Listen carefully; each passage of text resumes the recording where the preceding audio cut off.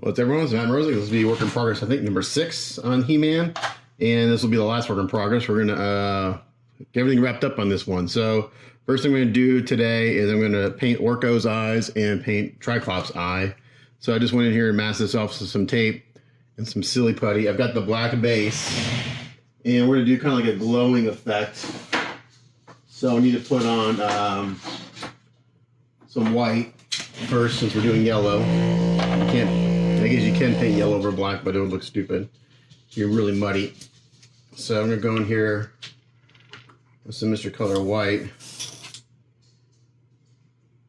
first. And I'll thin this down.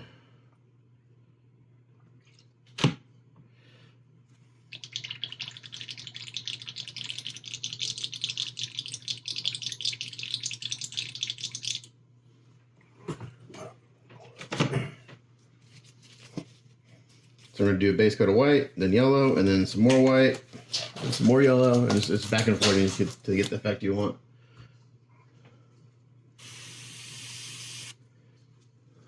Okay.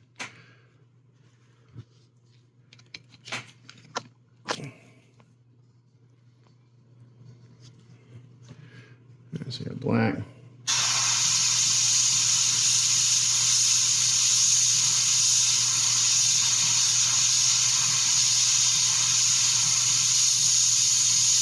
Get it really bright, kind of in the middle here.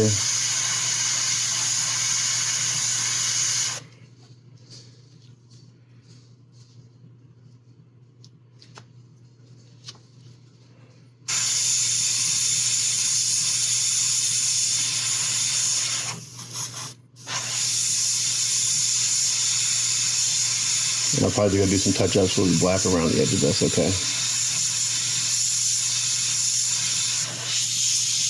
Do this a few times because it'll dry down.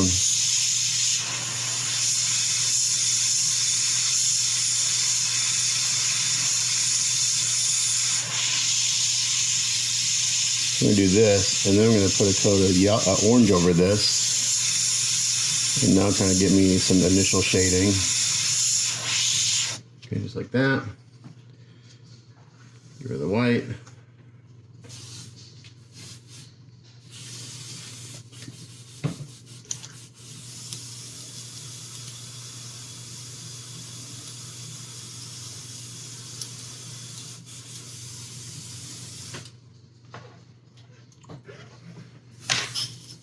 Wipe this side for now. And then I'm going to put on orange. Yeah, so Mr. Color Orange.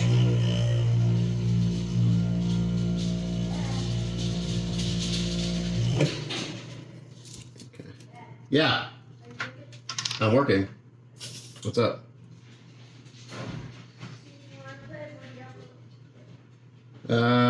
In a little while, I needed to get some work done today.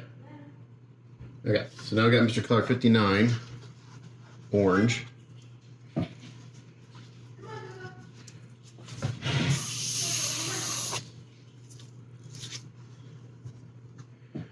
we're going to kind of spray over this slightly.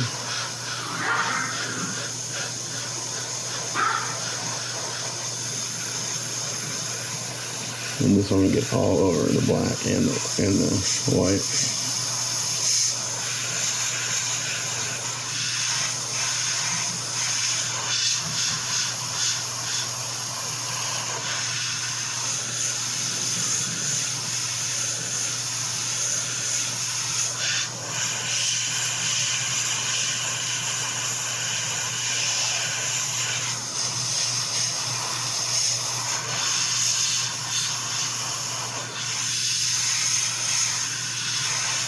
Just putting it on very lightly, just letting it build up.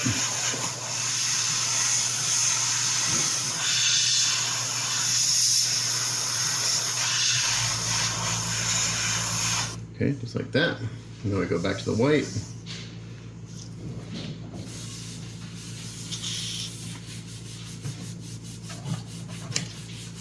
And then we're going to do the same little thing we just did with the highlight in the middle, the white.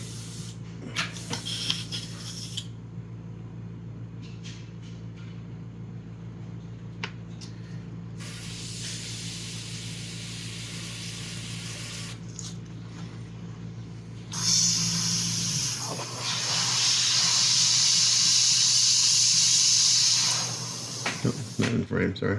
You probably didn't see any of what I just did a second ago. Sorry. That's one reason I hate doing videos, because I need to concentrate on what I'm doing. I can't tell if I'm in frame and I move around. And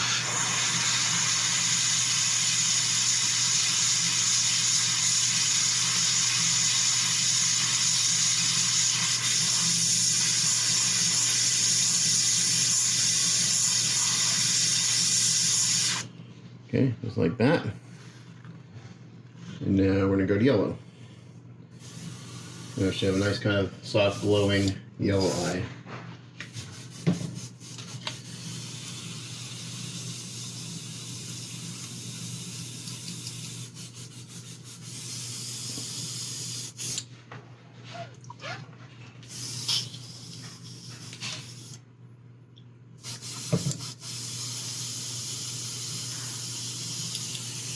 Just clean out my airbrush.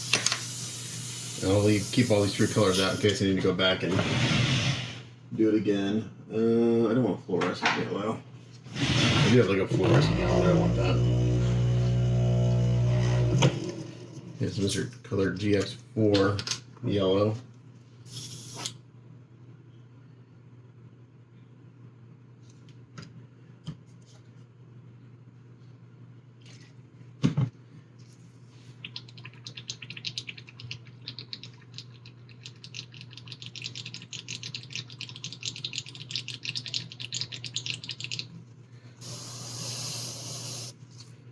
I'll build this up slowly. Getting all around the sides. Sometimes I gotta do this and then the white and yellow again, we'll see. This might give me exactly what I want.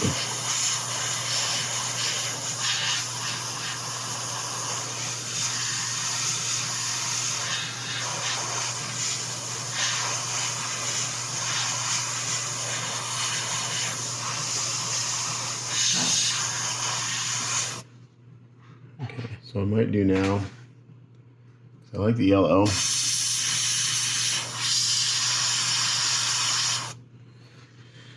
I'm going to do white one more time.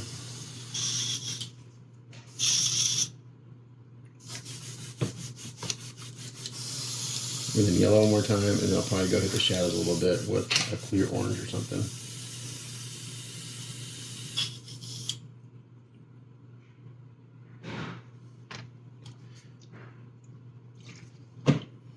Okay, I didn't clean out my airbrush real well. This is white. Got a little bit of yellow in it just from what was left over in there.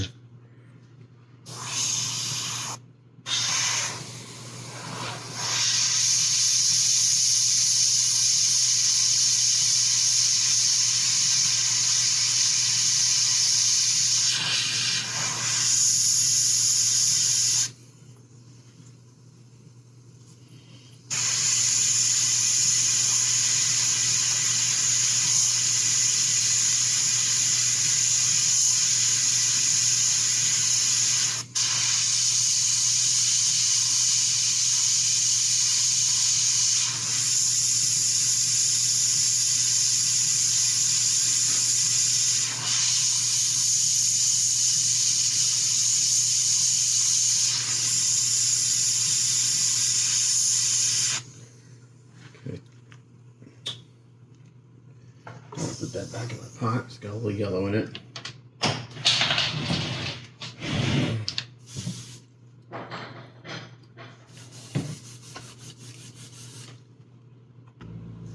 Okay, so now I think what I might do is do some clear yellow.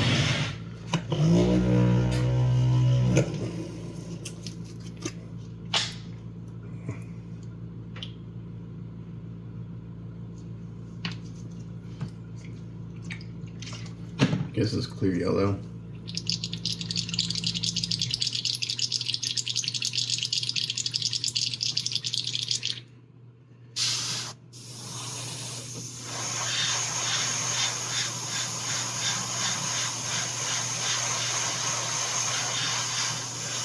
You're going to need to do a little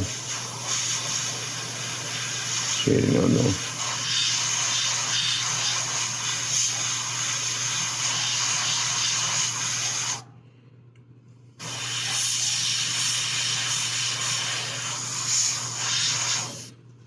Problem is I'm losing a little bit of white, and it's bugging me. I'm going to go back to white again.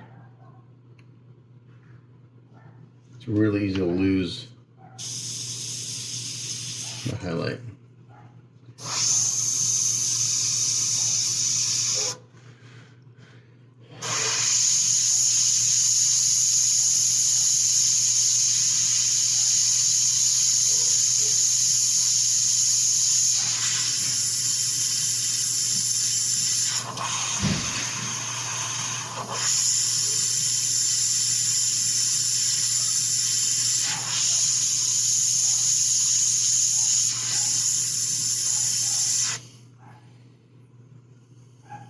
Okay, so I think what I'm going to do, instead of spraying right on top of the white, I'm going to just spray the edges with the yellow.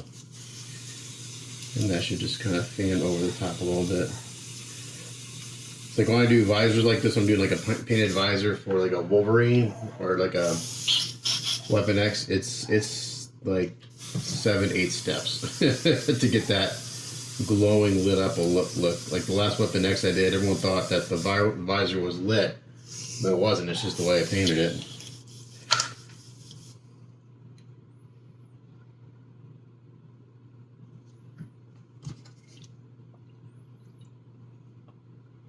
I'm going to overthin this a little bit. And instead of spraying on top of the white, I'm just going to spray like this. Like that.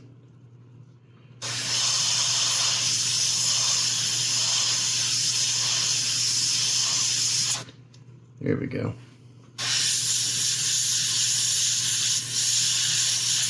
Just let it kind of fan over a little bit. So it's got a little bit, it almost looks white, but it's not quite white.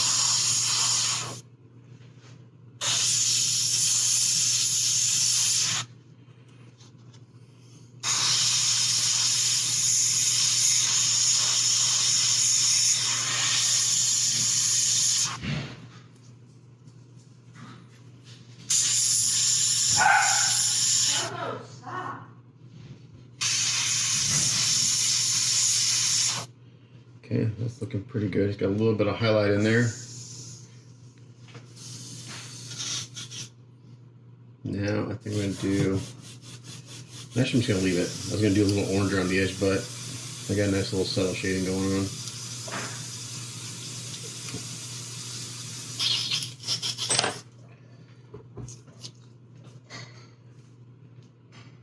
Yeah, that looks good. Now let's take the tape, let's take all this off.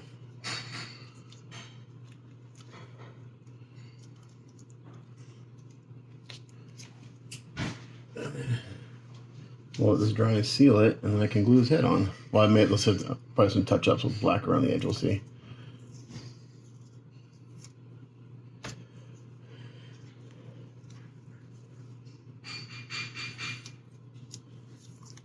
The reason I use masking tape is because I don't want the I didn't want to have to try to touch the eyes since I'm doing yellow. And it'd be really hard to do that with a brush on top of black. So that's why I use masking tape and airbrushed it. It didn't take long to mask, maybe 10 minutes.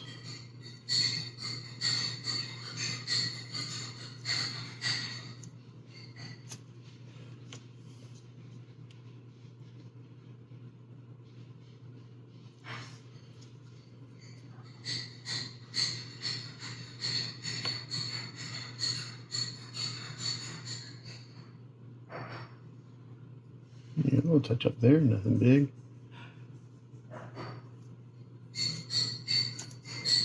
I'll seal this before I do any touch-ups.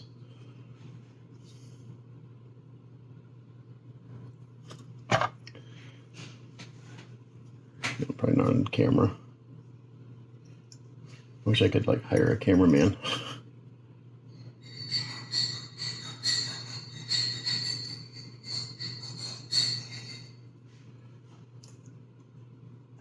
Yeah, but it's real easy to go in there and touch up that little edge right there where I got a little extra yellow on the black than vice versa. Or if I, the thing about silly putty that I don't like is its thickness. It's real hard to get it tape thin.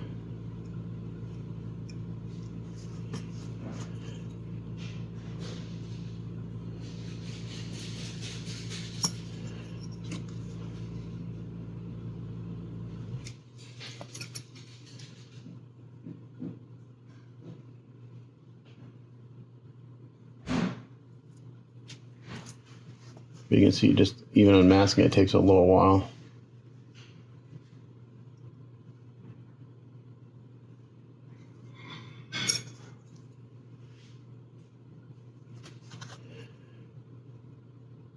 So going with X-Acto to raise the edge, and then tweezers to get the tape up. And since this paint is still pretty wet, I pull away from the surface I just painted, so I don't run the risk of running the tape through the wet paint. Even though this is lacquer, it does stay soft for a good, you know. Oop, is that tape? I hope that's tape. Yeah.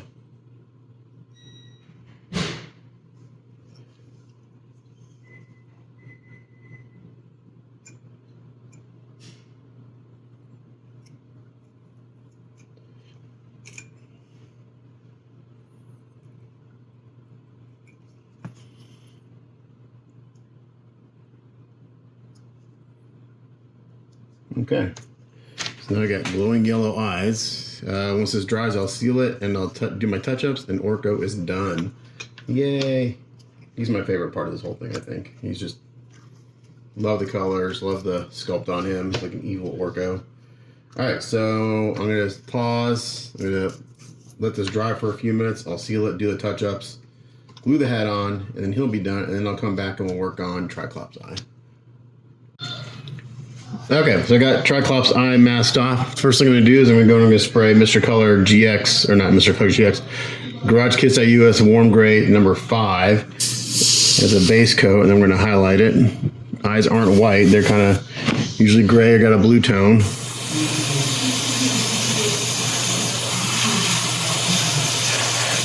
Just go right over the green.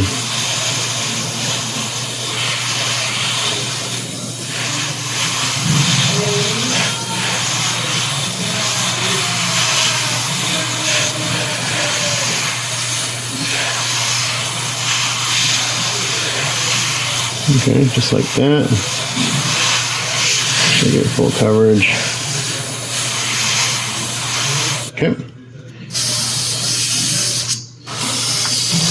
Now I'm going to go in and do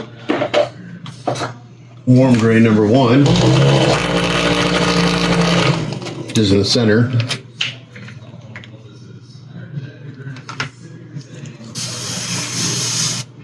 So I'm just going to back off and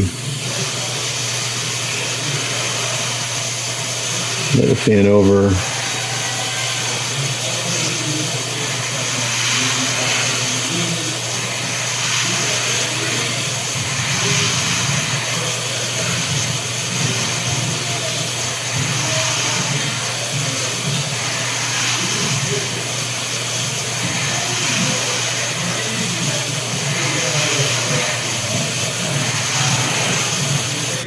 Okay, there we go. So I got some subtle shading there on the eye.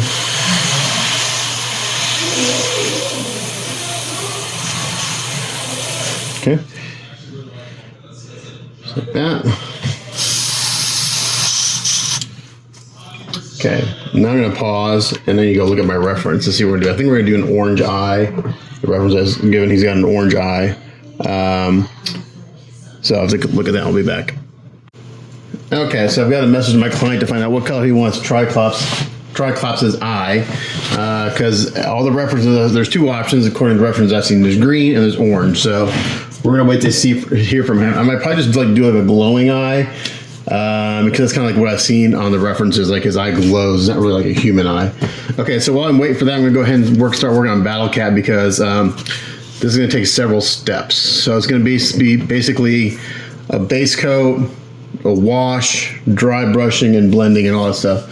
So he sent me a reference of the tweeter head Battlecat, and it's like the red. I think I'm gonna get there with my wash. First color I'm gonna put down is a just Model Air red. Let's see what this looks like. It's kind of like a burnt red. So I think once I put this down, I can go with like a brown wash. So I want to get in all these details anyway. And I'm just spraying straight from the bottle. You can thin this a little bit. Actually, you can hear this kind of sputtering. It's because this paint's a little thick. Really just spray straight from the bottle, but you're supposed to be able to do it. So again, this is going to be pretty dark to begin with, and then I'll bring it up with some dry brushing and stuff.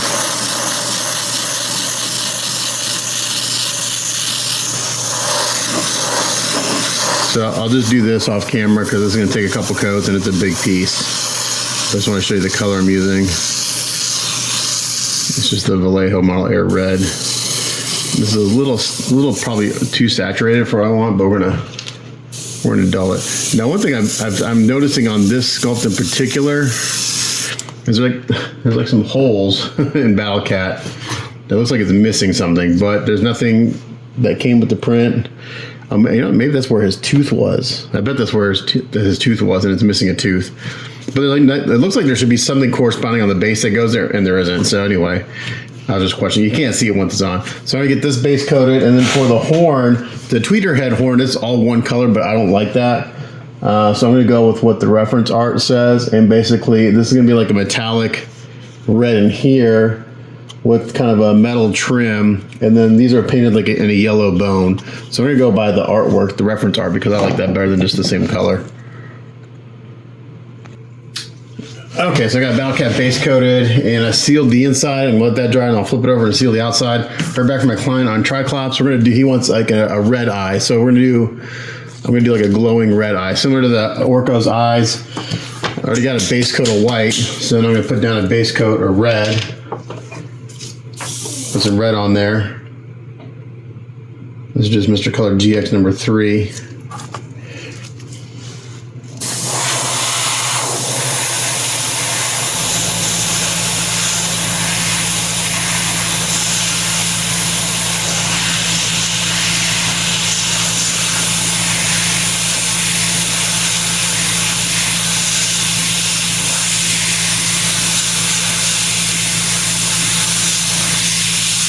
Okay, just like that.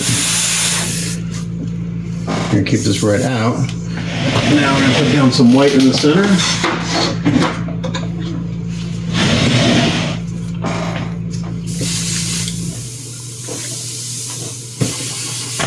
Clean up my brush real quick.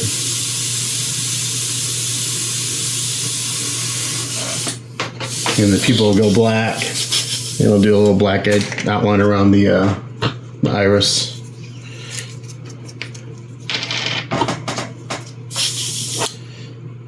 Okay. Don't need a lot of white, just a little bit. Mix this up.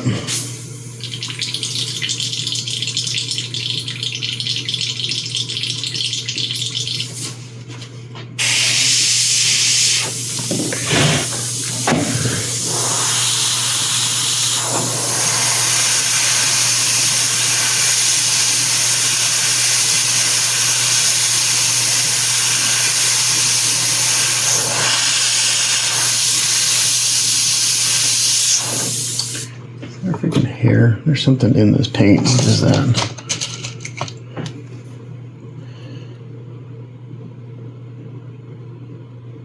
Can't tell what it is. Hope it won't be noticeable when I'm done.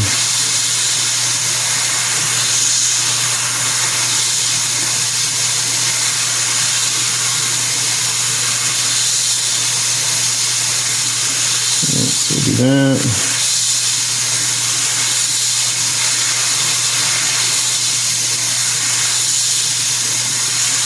Nice and bright.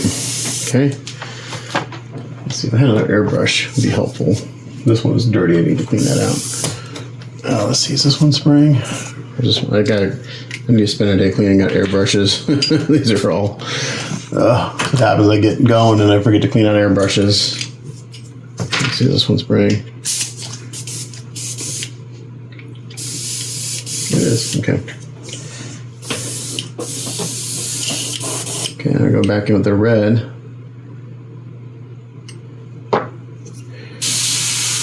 I'm going to thin this down a little bit.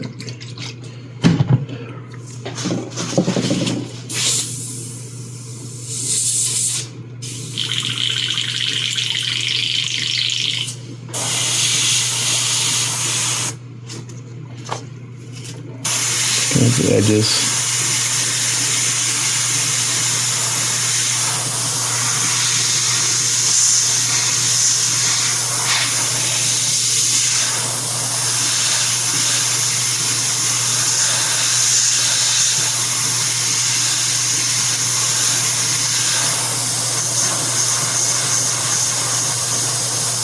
Back off and push down a little bit.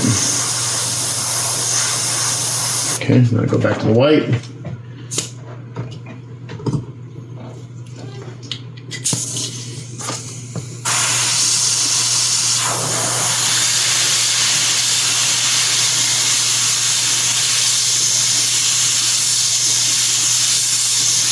Let's make my highlight a little tighter.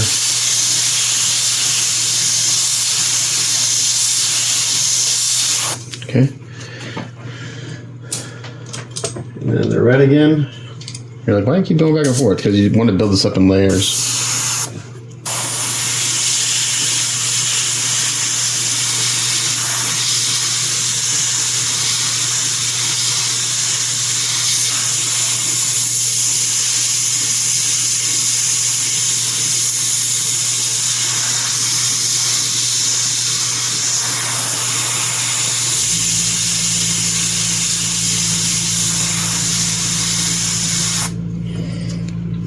Let's do this out one more time.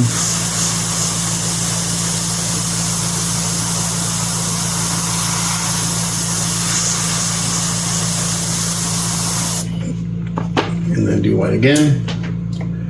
And I'll probably go a little clear red around the edges.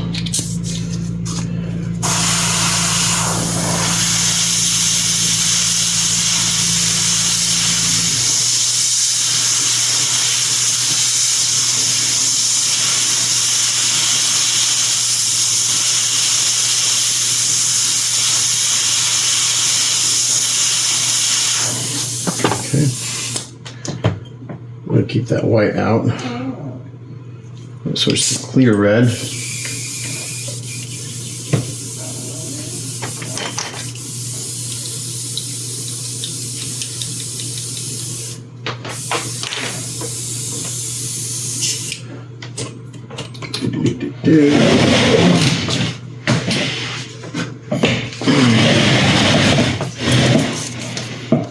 Number 47 clear.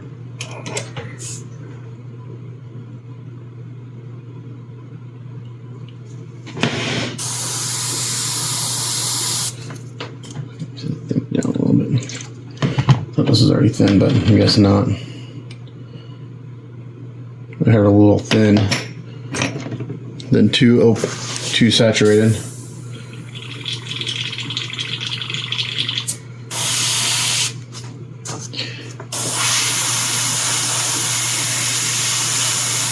Again, just kind of spraying from the outside into the middle.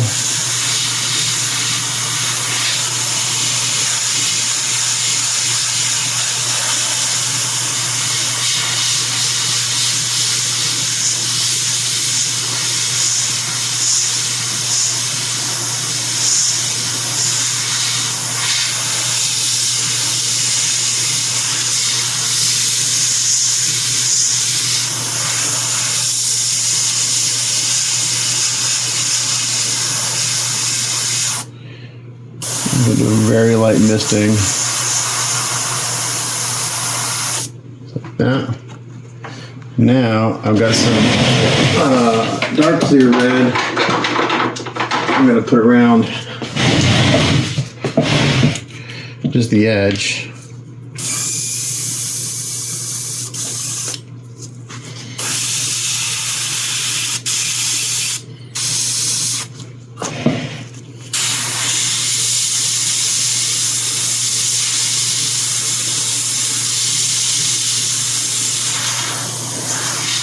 Build the shadow a little bit.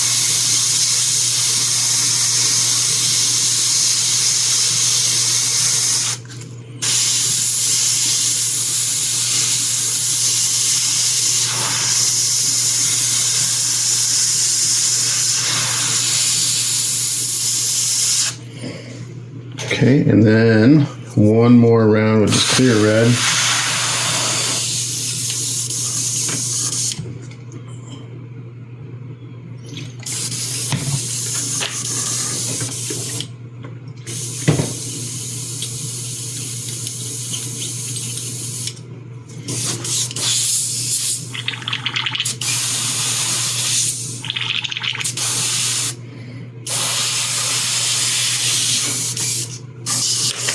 Lots of back and forth.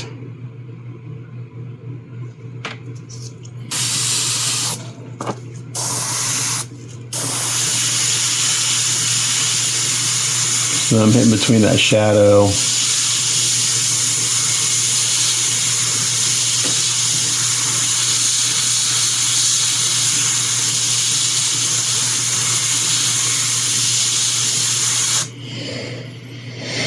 Okay. I think that's going to look good. When I paint that center black, that should pop. Okay. So I can put the white away. I need to let this dry for a little bit. I'm going to seal it. I'll take the silly putty off. I'll take the silly putty off. I'll seal it. And then I'll do the black lining and I'll come back. Okay, bouncing around again while the sealer dries on Triclops eyes. I went ahead and sprayed that metallic red, the same I used on Trap Jaw on the field here on this part. Hand brushing on some bone colors on these horns, just kind of getting them covered. Don't really care about 100% covers because we're gonna do some dry brushing and stuff. So I'm just gonna do this. I'm gonna, this is actually one coat of cobalt skin. And then I just went ahead and brushed on some warm grade transparent number 3 from GarageKits.us. And I did a wet on wet just so I can kind of, I want to see the brush strokes in there because I want to try to get some bone texture in here. So this is one of those cases where I actually want brush strokes in the paint because as I dry brush this, I'll pick up those brush strokes and I'll just give it more sense of it being bone. And then I'll do a yellow wash on it. It's like I did with Skeletor and then more dry brushing and stuff. So this metallic red isn't going to stay this color. It's going to get a brown wash to kill it a little bit because it's more of a rusty color according to my reference, but it's a good base for that. So I just put that on. That's dried up. And this paint as it dries, you can kind of feel it. I'm going to go in and do warm grade number 1 now.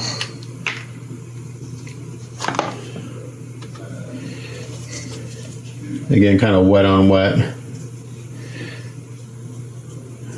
That's too much paint. I don't want a lot of paint. So I kind of want to see some of the different colors through and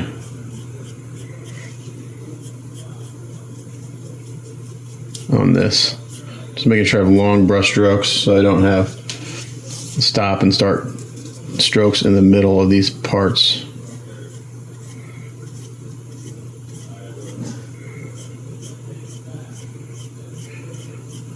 But as it dries, I kind of push a little harder to get some more texture in the paint.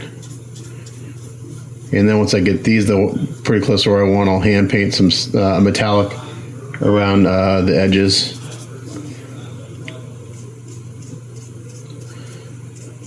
I'll do all the dry brushing on these bones and stuff first though. Kind of get these bones, these horns the way I want it.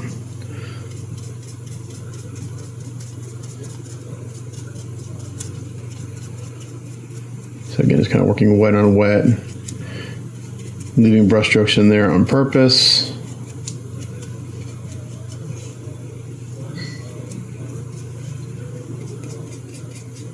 All right, that's looking pretty good. I'm gonna let this dry.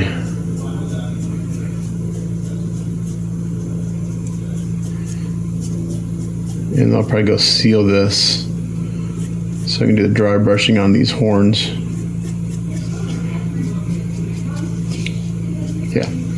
Yeah, I want some texture. Okay, so I'm gonna let those dry for a little bit, then I'll seal it.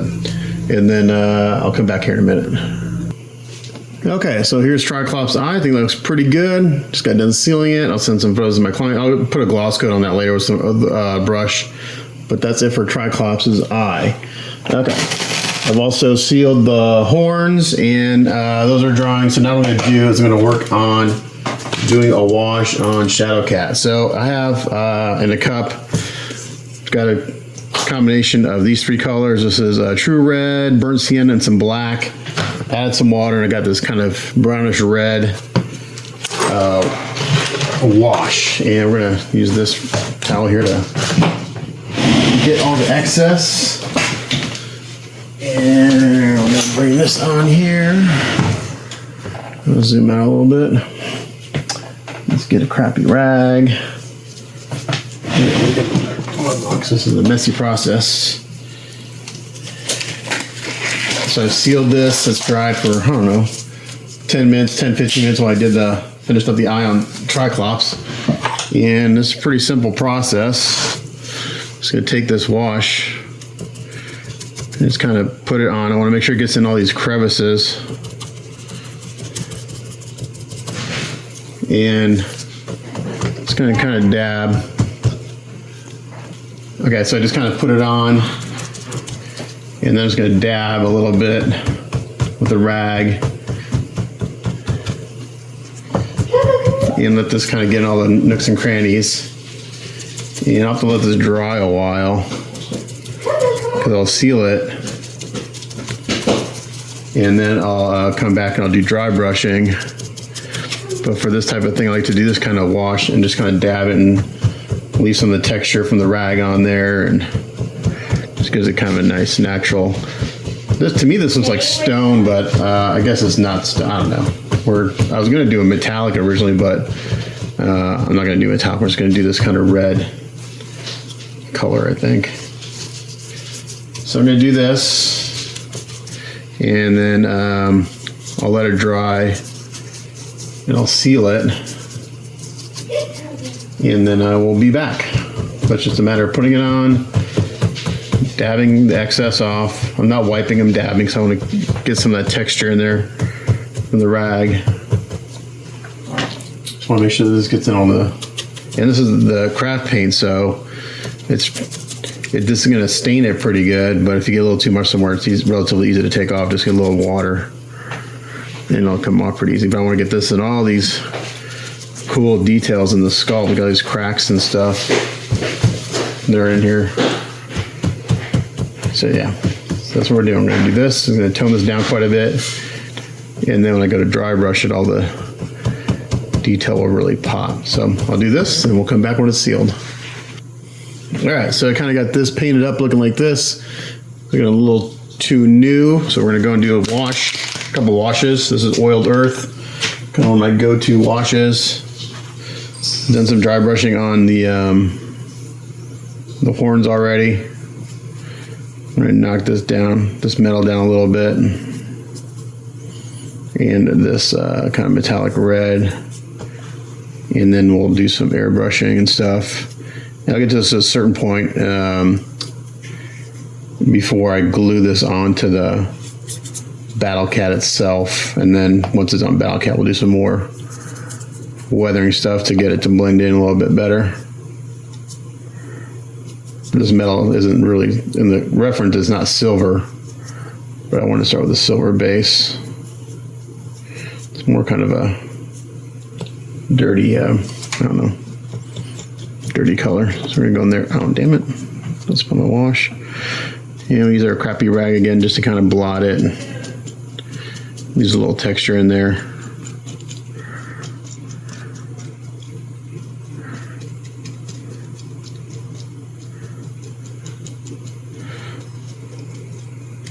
So this is the same color that's on He-Man's straps and stuff, so I'll kind of match back to that a little bit.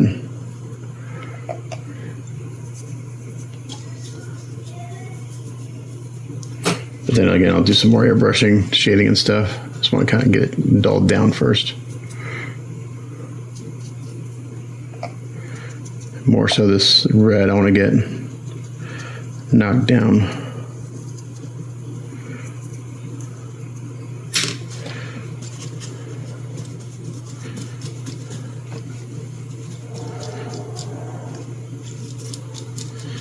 So I'm going to put this on pretty heavy and just let it dry once I kind of get the look I want.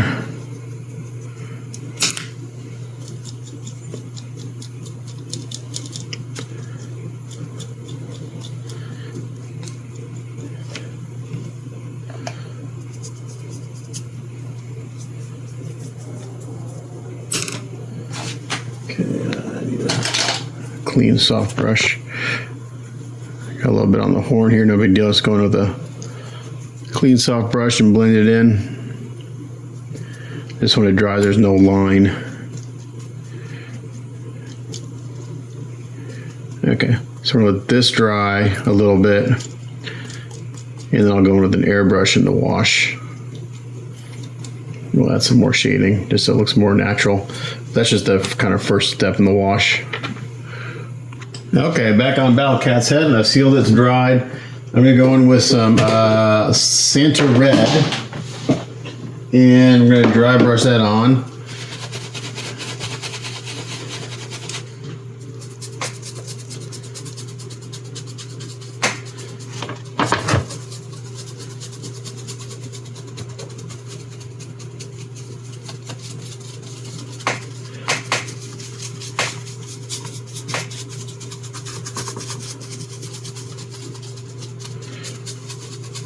Pretty light. Let's get that out of here. Just trying to use a turntable, but it's not working.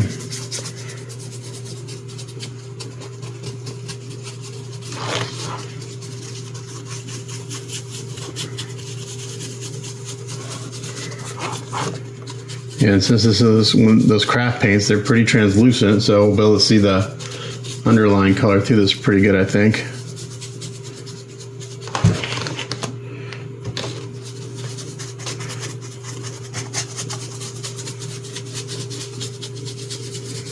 Just kind of adding another tone of red to this.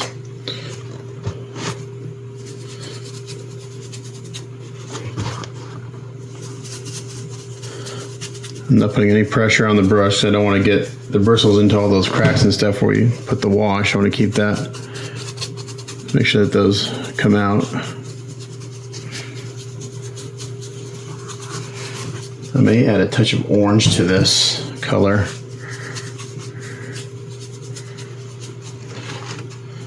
Okay, that's pretty light, and just kind of shifted the color a little bit.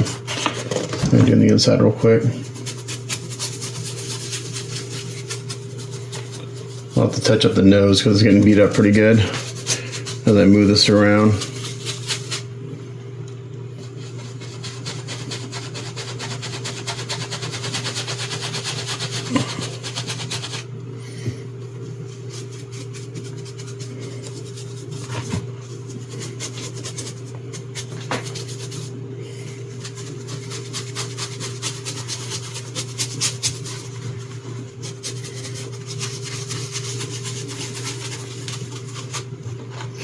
Thought I'd have Battlecat done by now, but it's just taking a little bit longer than I thought. Okay.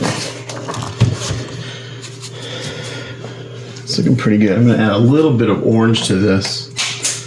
I'm going to mix up a little kind of a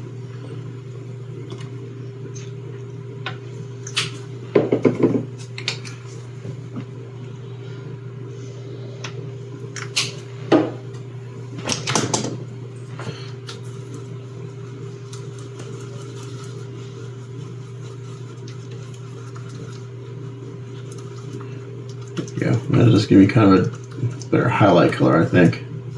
Don't need a lot of this.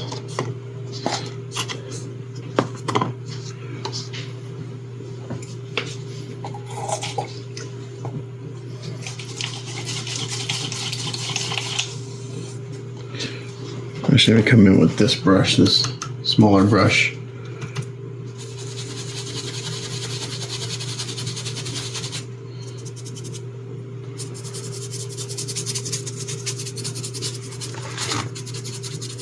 Yeah, I need a bigger brush, just a bigger surface.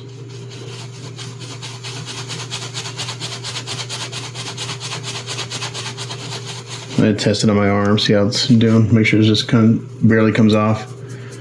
I'm gonna come here with a real light touch with this.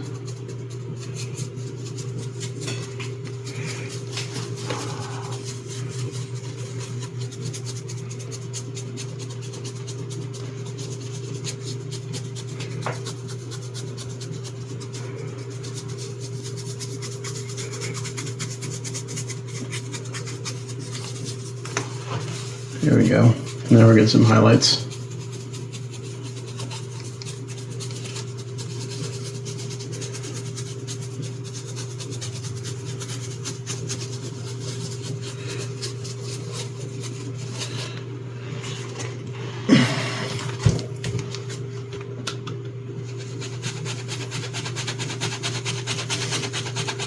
It was a pretty toned down red in the reference I was given. Actually kind of a muddy red with a little bit of orange tinge to it. So this is actually that first red I put down was actually like the perfect color. So we're going to kind of come back to that a little bit.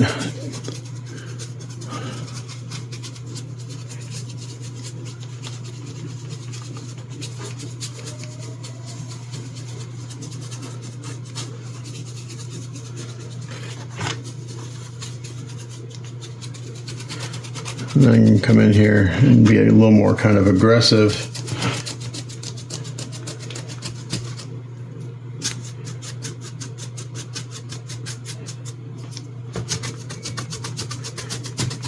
To bring out some of these harder edges.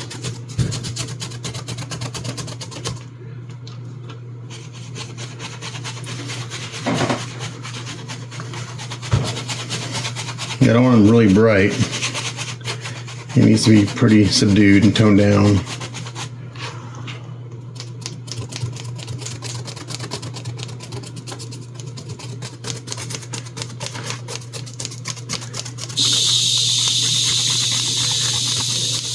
So by doing this brush is just catching these top edges, like on the brows and stuff here and on the cheeks.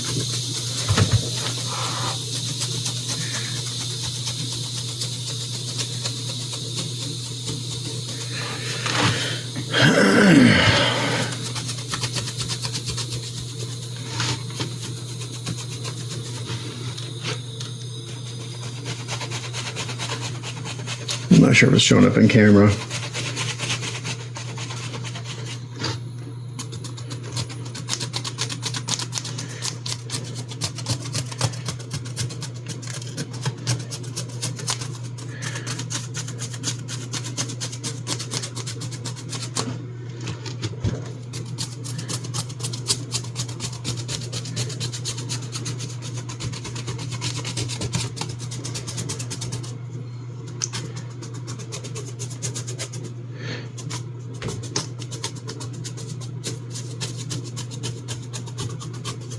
I could probably come up one more level of brightness.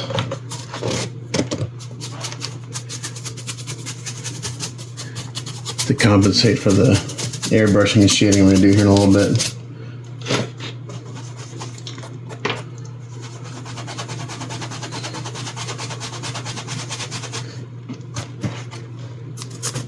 Oop, too much.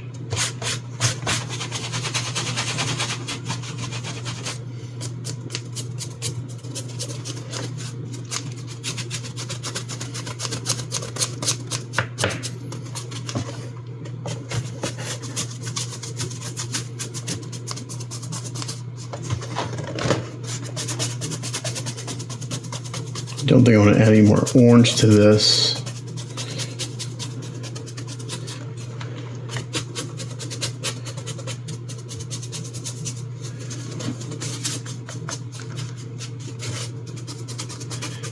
This is the right color right here that I got going on.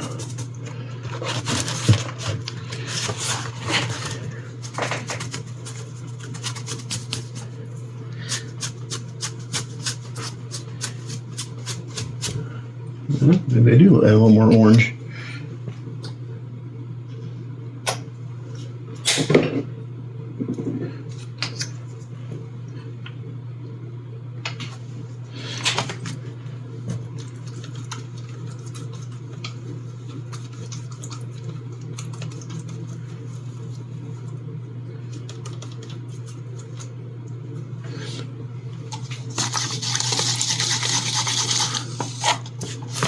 Not much, just a touch.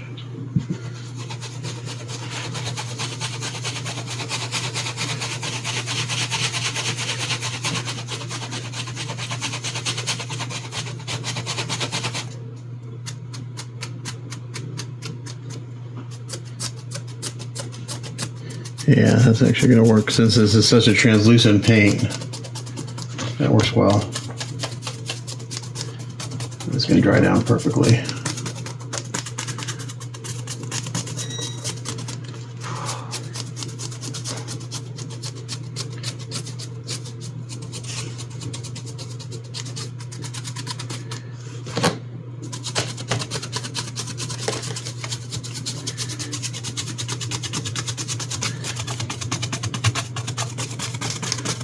I'm going to pull up my reference real quick. Yeah, this is looking spot on to the reference art. Sometimes I know what I'm doing. It's not very often.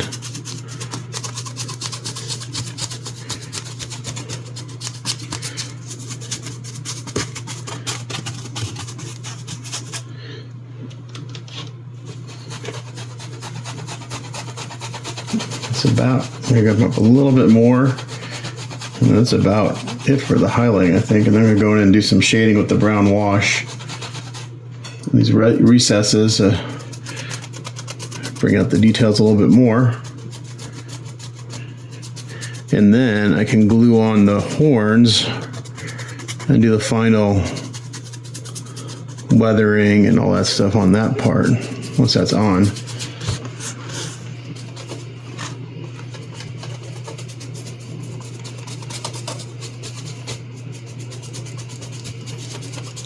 And then this will get one more round of kind of shading and stuff around the base of it. Once the base is all put together, I'm going to end up gluing this onto the base when I'm done. We'll see what time it is of the day it is by the time I get done with this, and I might start working on the bottom part of the base. Otherwise, that'll be a full. I think I get that done in a day tomorrow.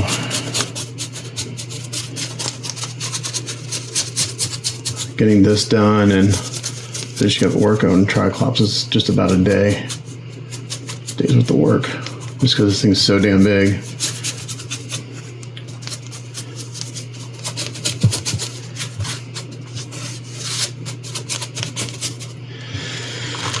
Okay.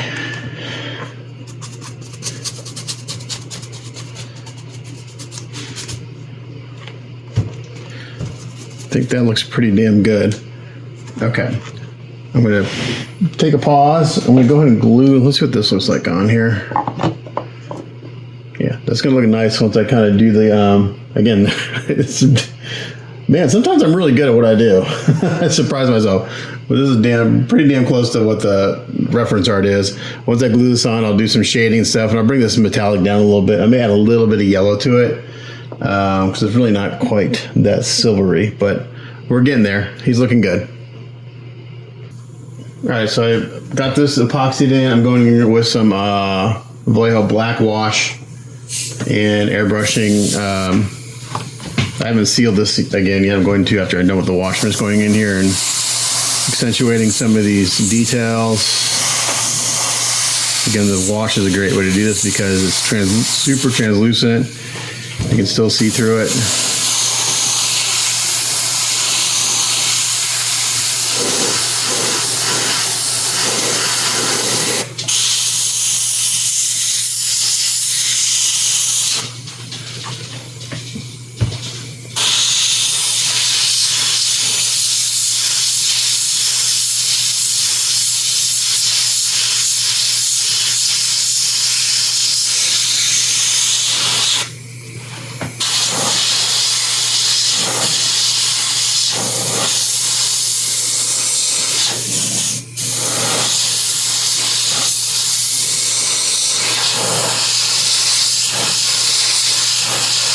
So slowly build it up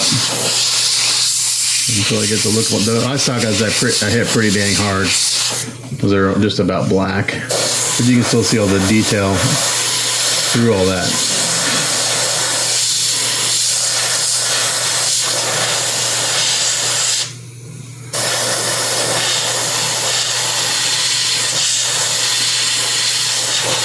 All right, so I'm going to do this, and then I'll seal it.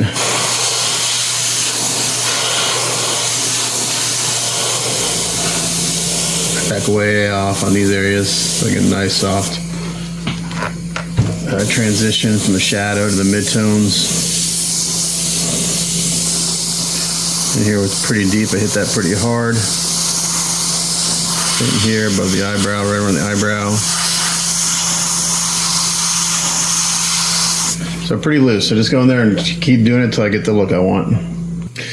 Okay, I've added a little oiled earth to my wash here. So I got this kind of blackish oiled earth wash. I'm gonna go in here and kind of hit this metallics a little bit. Just kind of dull it down. It's still a little too kind of shiny for me.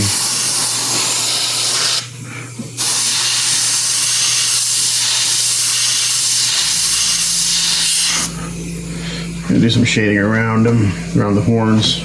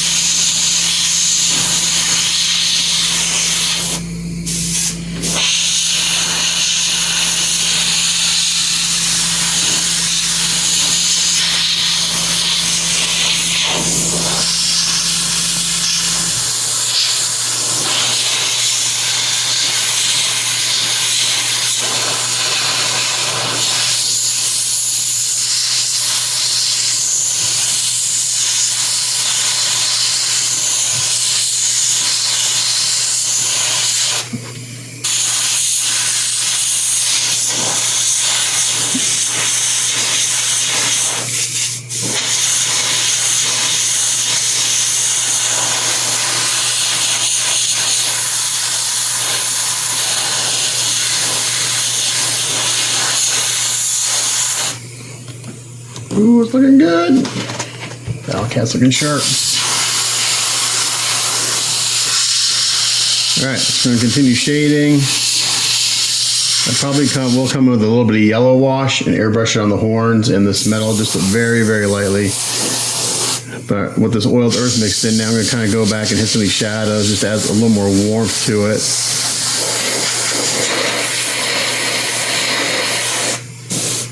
And then we're gonna seal it, and we'll see what it looks like when I come back.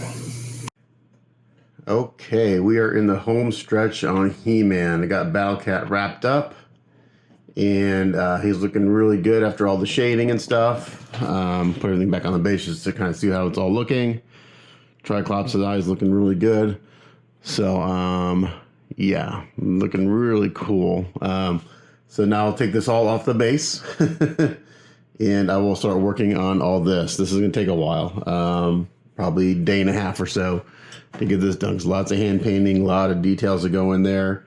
And once that's done, I'll put everything back on the base and do all the weathering and stuff, like around stuff. Because this, it'll just look like it's floating. So we'll want to, once the base is painted, we'll want to put everything back on and kind of do some weathering where everything touches the base, just so it looks grounded a little bit.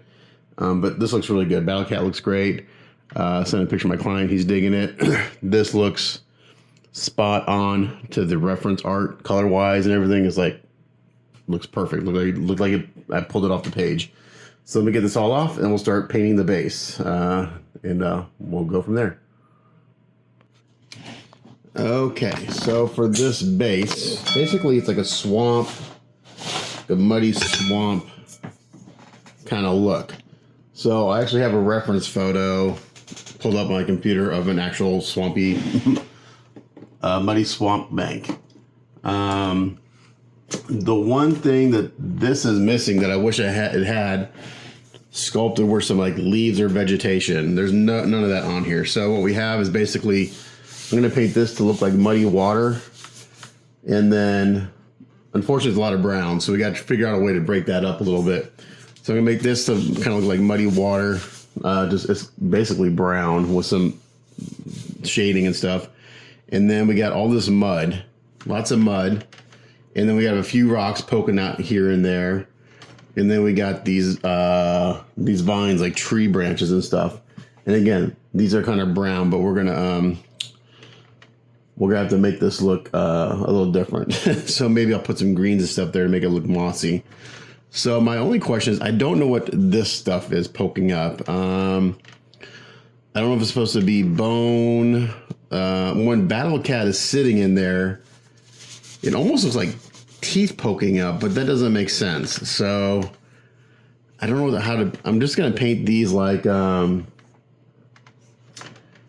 don't know, because it doesn't look like rock. Maybe I'll paint it like rock.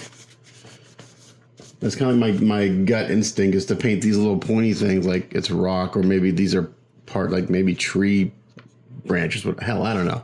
We're just gonna start putting colors down. So get my air compressor going.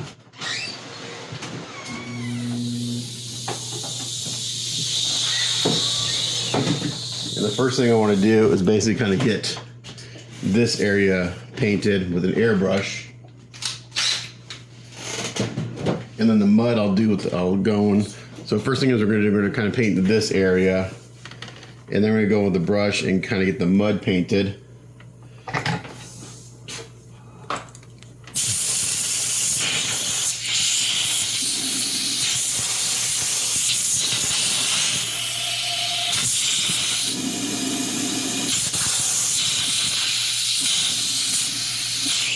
And then once that's done, we're gonna hand paint the rocks.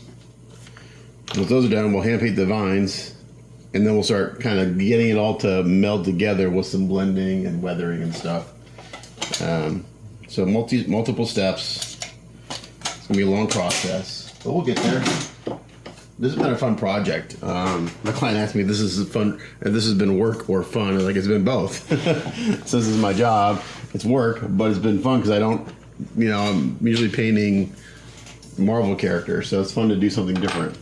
Okay, and it's challenging. So for this area, if I look at kind of some reference photos online, I actually like the color. It's like I could do like a green. I could do this one. This has kind of got some green in it. Maybe I use this. Some green and yellow in here. So I think I need to put down a brown, kind of a light brown. So I actually have, I think I'm gonna start off with a tan. This is just a sand primer, mecha color. Can I spray this directly? I don't think this stuff doesn't thin with Mr. Color Thinner, I don't think. I think I think I tried that last time and it turned to gunk. So I'm gonna put a little Vallejo airbrush thinner in here. Actually, we'll get more of this. We'll get low on it.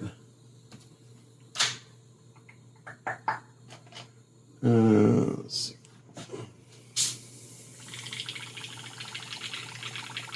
So we're gonna start this kind of bright.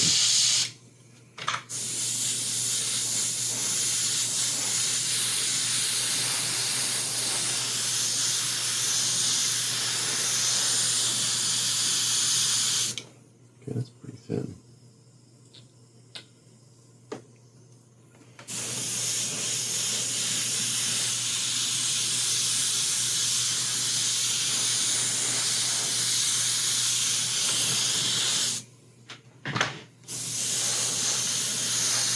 And this is what I do. I kind of have a vision in my head, and I just start putting colors down, and we get there eventually.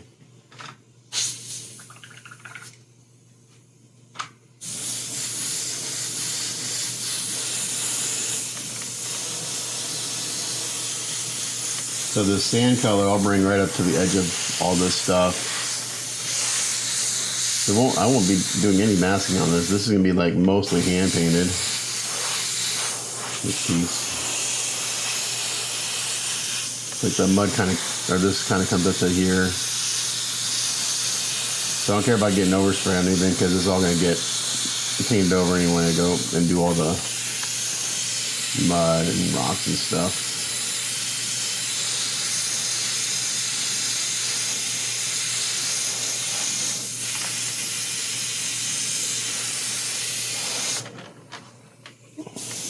I'm just kind of hitting that edge first, kind of outline where I need to.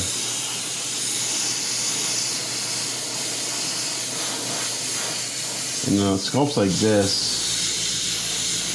a lot of times the areas aren't well defined as far as like what is what. So you kind of have to, like, just drawing in where I want this kind of watery. I'm pretending this is water. I think makes most sense. Swampy water.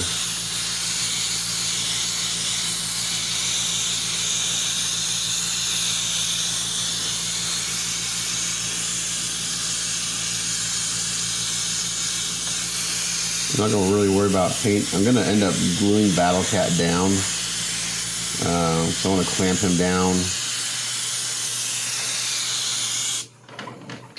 And get him attached to the base so that's all one piece.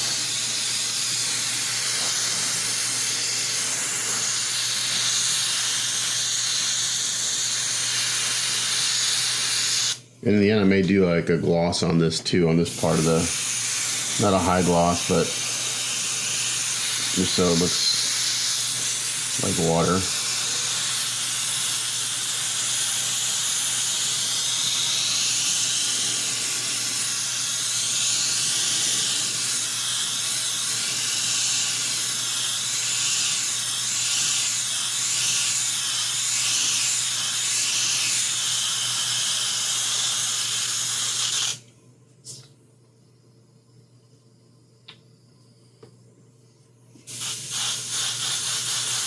It needs a little thinner.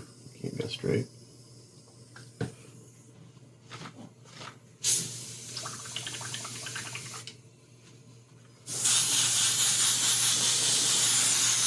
I really don't care about 100% opacity on this color either. There's going to be so many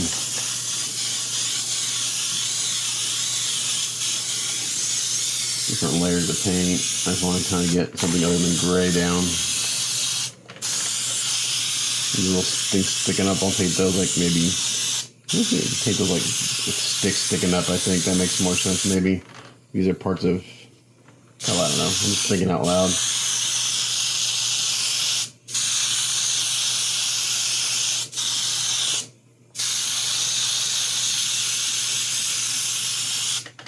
I don't use this Mecha color very often, so I'm not familiar with how it sprays. I did put some, like I said, I put some thinner in there. Okay, let me hit this with the hair dryer.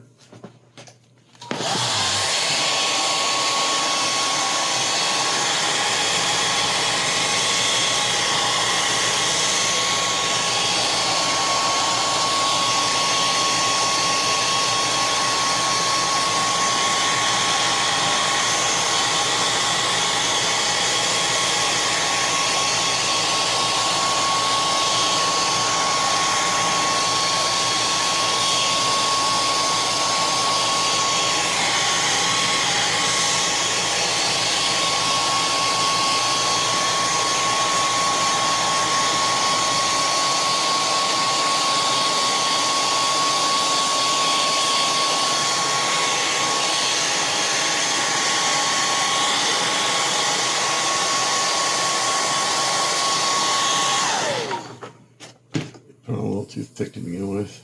I'm going to put a little bit more on. Thin it out a little bit. Put a little bit thinner.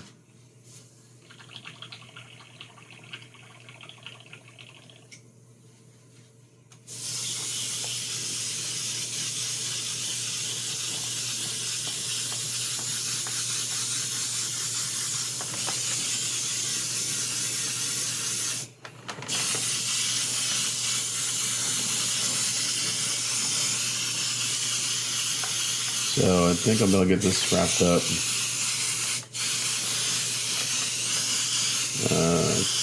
by Tuesday night. Let's see. Yeah, I'll probably have at least about 100 hours, if not more than this by the time I'm done. I had 45 hours just to build and prep it.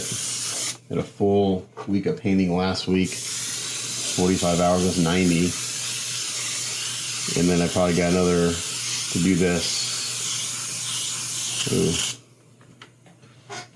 maybe 8 to 15 hours. Okay, so that's all I'm going to do for that. Just want to get some color down. Really don't care about 100% opacity, like I said. I'm going to let this dry. I'm going to hit with the hair dryer. I'm going to go in. May need some more. Where is?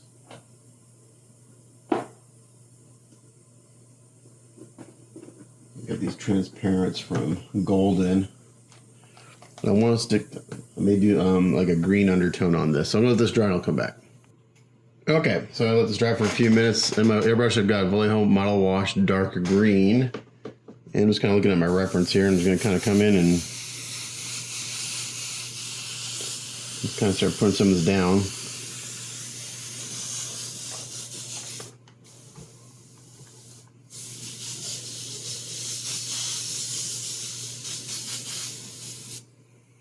I think this is, yeah, damn it. This might have, okay.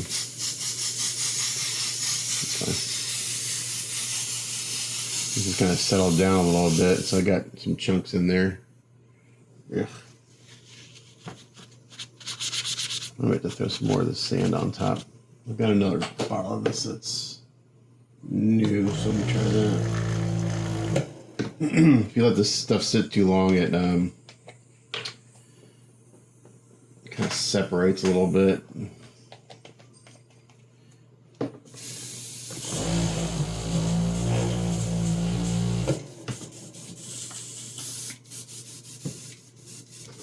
Okay, now what I just put in there and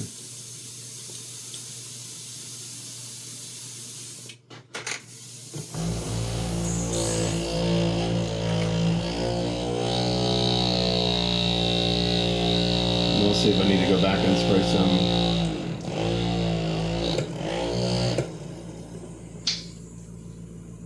I'm hoping not.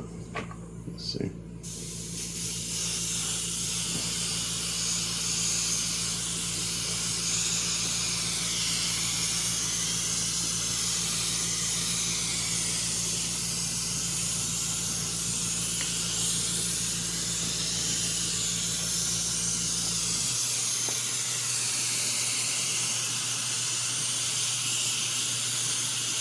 I'm going to do this a little heavier around the edges.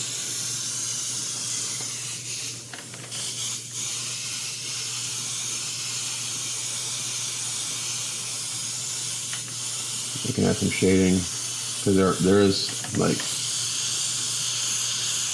high spots and low spots on this, so we can kind of go in and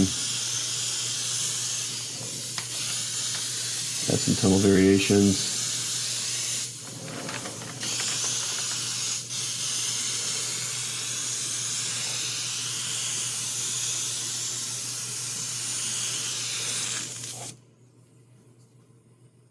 Hit the edges where Battlecat sits. Damn it. It's not starting off very well.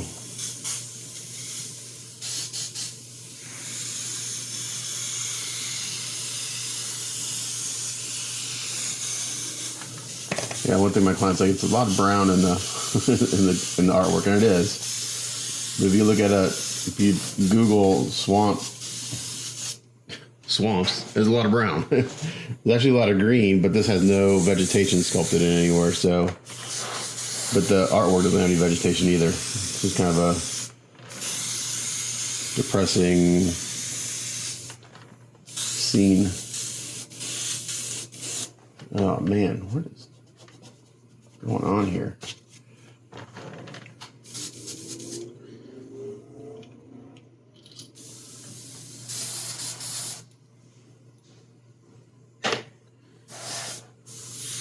Let's see if I can save this. I think I can. The crazy thing about this is that it's swampy.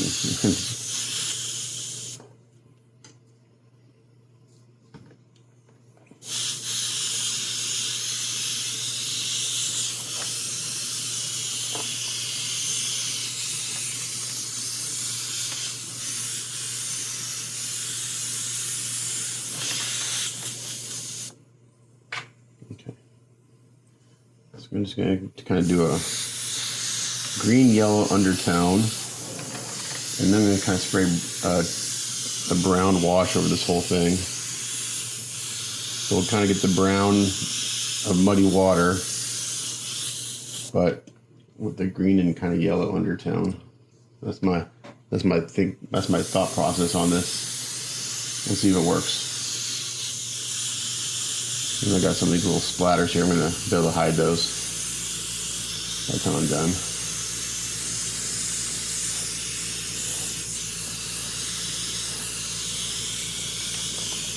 Once I get this way, I'll seal it, and then we'll do start putting the mud in.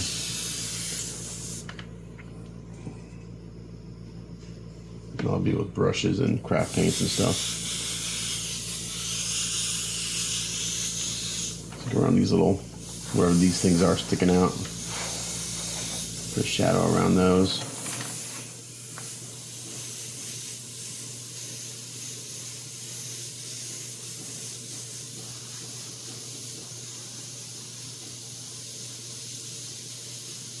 Bring out some detail that are in here.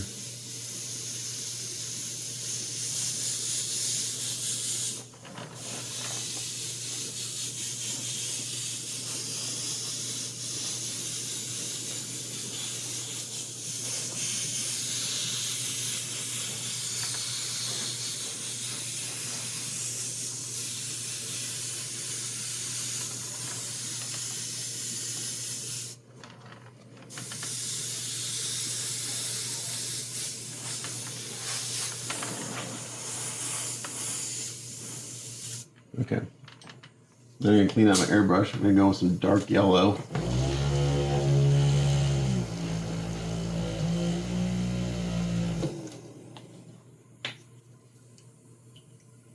I'm going to have to go to the hobby store and buy some more washes. Okay, this is a dark yellow. We're going to kind of hit the high spots with this. Kind of blend it in.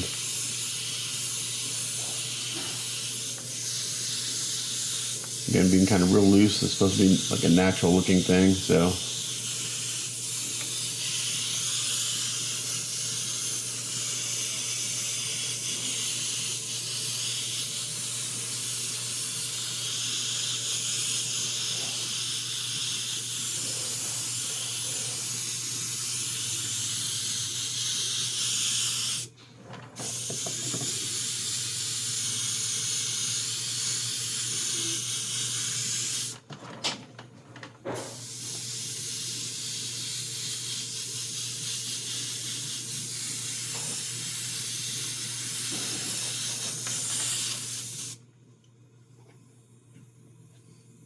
I may have to go back and touch that. May have to kind of start over in that spot. We'll see. There's some splatters that are not hiding.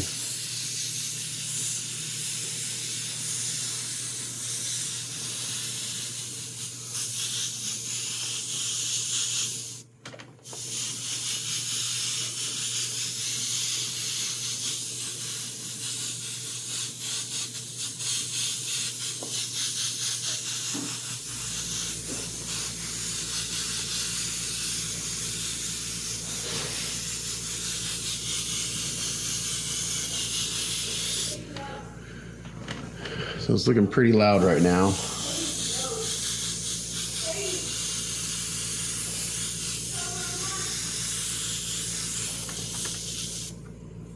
I'm gonna bring it up pretty loud, and I'm gonna bury all this in the brown.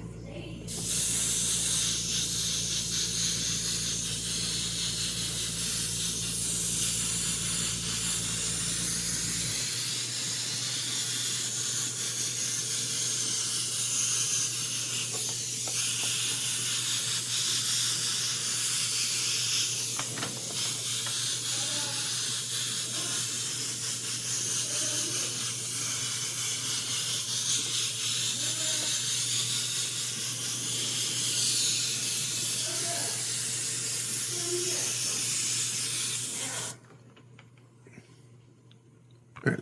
Sorry, I had to pause there. So now now we're going with brown, just plain old Vallejo wash brown, and go over all of this.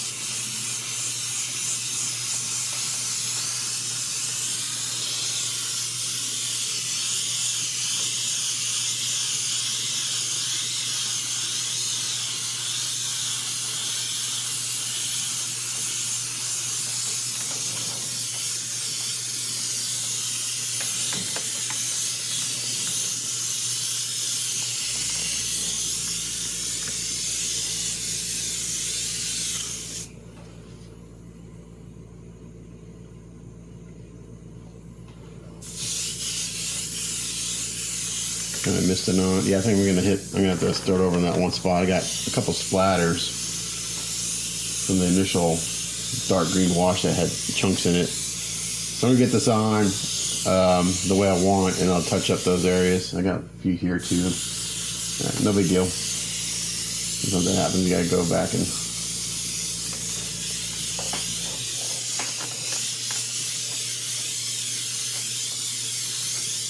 So looking at my reference, this is pretty close to what I'm seeing. So I'm gonna let this dry. I'm gonna go back and hit this again with some of that primer, that spot, and like another spot. And I'm gonna go back and blend it in. I'll come back and show it to you when I'm done. Okay, I went ahead and sealed that. So what I'm doing now is I'm going in. I'm just gonna, for the mud, I'm gonna start off with I'm gonna do like a reddish tone in mud. Again, I'm trying to keep some color separation between all the different browns and stuff. So I'm just going in with some Craft Smart. What is this? What color is this? Doesn't even tell me what color this is. It doesn't. I have no idea what color this is. It's kind of a reddish brown, like a burnt sienna. So I don't know what color this is. Anyway, it's this color. I'm just going in with a brush and I'm dabbing it around. As I get to the water line, I'm going in and I'm just kind of softening the edge, because this will get blended in when I go in with some pastels or the washes again, just so it's not a hard edge. So we want that to kind of blend into the water scene. Again, some of this stuff, I'm not sure exactly what it's supposed to be. This looks like it's mud, but I'm not sure. It's like a stalactite or stalagmite, actually. I'm not sure what it's supposed to be. Moss covered something. So I'll probably go back and paint it to look like maybe like a stick sticking up with moss on it. That's kind of what I'm thinking. So this is gonna take a while because there's a lot of nooks and crannies to get into, and yeah. But luckily this paint covers pretty well for a craft paint. So I'm just dabbing it on, stippling it, so I can get in all the spots. So once I get this coated, I'll seal it again, and then we'll do what I normally do. We'll do some washes and dry brushing and stuff. So I'll come back once it's coated and sealed. Okay, so I've sealed this, and I've made up this kind of dark brown muddy wash, and similar to what we did with Battlecat. I'm putting it on pretty wet and just dabbing it off like this, letting it kind of get in all the nooks and crannies. And then we'll let this dry naturally. You don't want to hit it with a hair dryer because you'll push it around. So this is kind of a slow process because you got just the drying time is kind of, you got to wait for it, unfortunately, but it's the best. It's the best way to kind of get the look we're going for. So again, just put it on, kind of let it run around.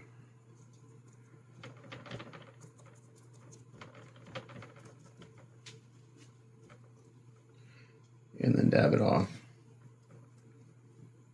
You should probably put a glove on. The hand's gonna get really dirty for the paint.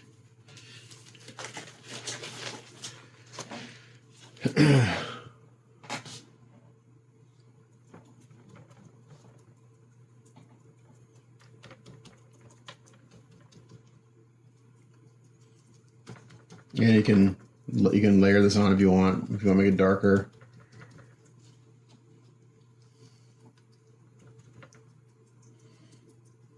So when I get this done, I'll seal it again, and then according to my reference, the dry brushing will be kind of a light, almost a yellowy tan kind of look, and they'll give us some nice contrast between the water and the mud. Once I get the mud done, I can start cutting in the rocks. That'll take a while to cut those in because you got to paint between all the mud and everything.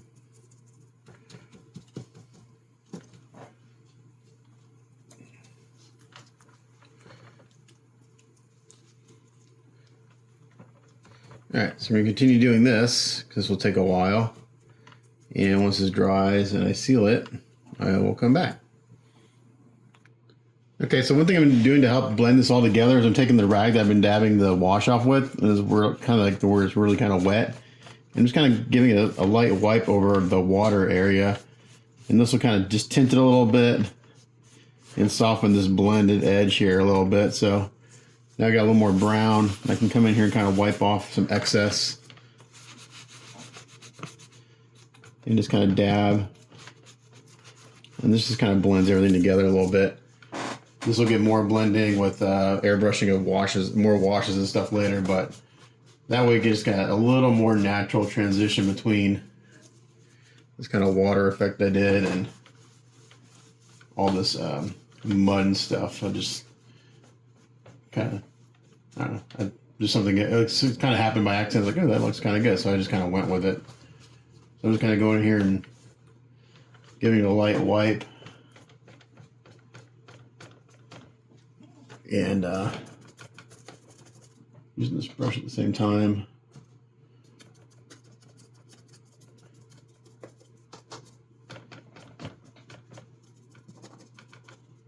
So this kind of painting is just very kind of loose, free-flowing, it's messy. It's kind of amazing in the end how it all kind of comes together when it's all done.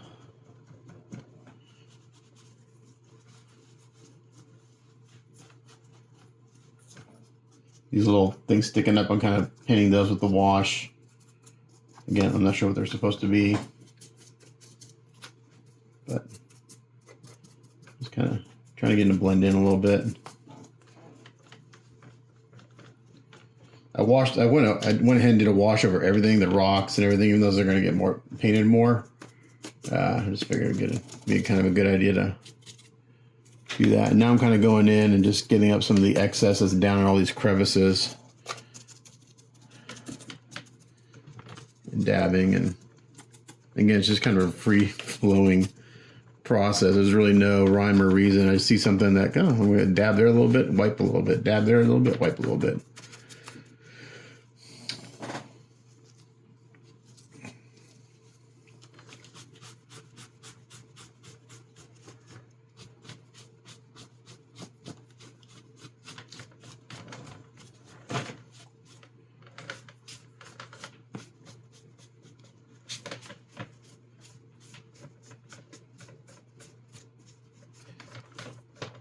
Okay, that's looking pretty good. So I'm gonna let this dry, and then I'm gonna seal it again, and then we'll dry brush the mud. Okay, so I've sealed it again. I'm going in with some raw sienna and dry brushing with a big soft brush. Again, let's keep building this up till I get the tones I want.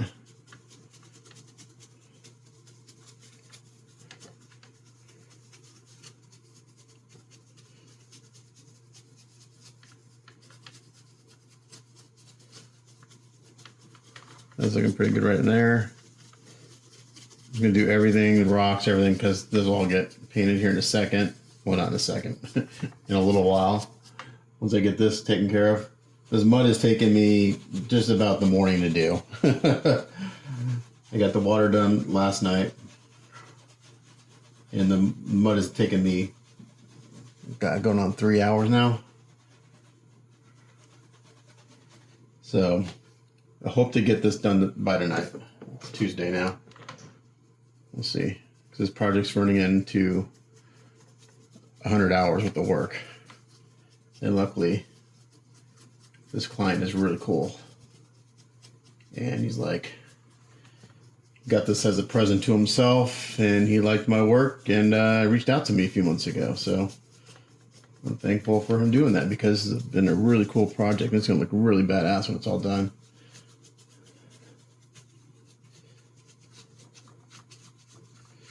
The biggest piece, this is the biggest 3D print I've ever worked on. It's had some challenges, but overall it's been looking really good. All right, so I'm gonna continue to do this until I get the tones I want. I'm just gonna keep building it up. If I want a little brighter spot, I just hit it again. Again, these craft paints are pretty translucent. So it takes it a few rounds to get kind of like a real bright, if you want a bright opacity. So I'll do this, so I'll seal it, and I'll come back. Okay, I'm going to do and add one more highlight. I'm just going to use Cool Bisque, which is it's almost like a skin tone. I'm going to add one more highlight because I'm going to go in and I'm going to airbrush washes on top of this and add some shading and stuff. So I want to bring it up one more level to compensate for that. But now we're finally starting to look like something. The water's blending in well with the dirt, the mud, whatever this is.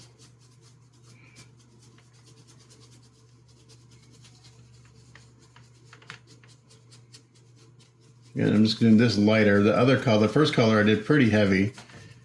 I put quite a bit of pressure on the dry brushes so I can get down into the texture a little bit more.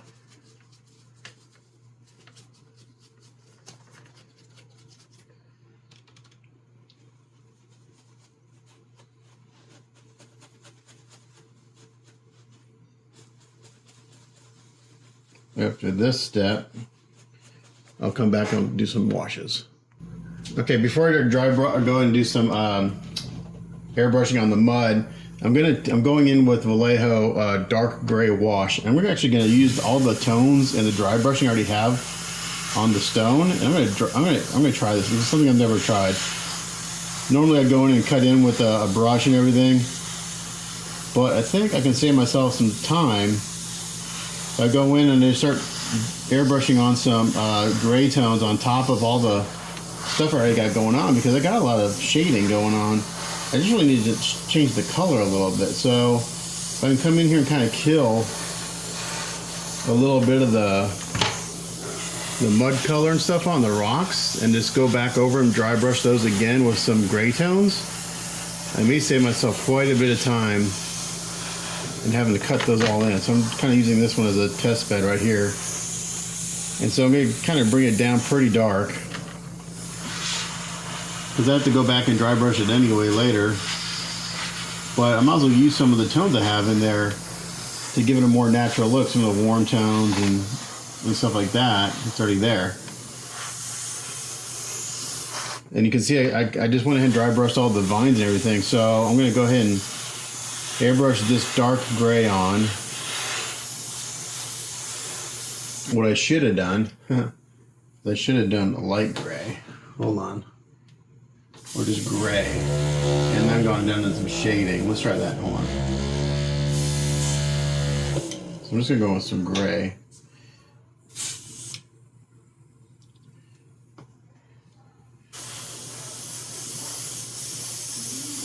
Okay, so this is just gray, not dark gray. And I'm going to go in here and try to just kill a little bit of this. That can be, I don't have to be crazy accurate, because I'm going to go back in later and add shading and everything to all the edges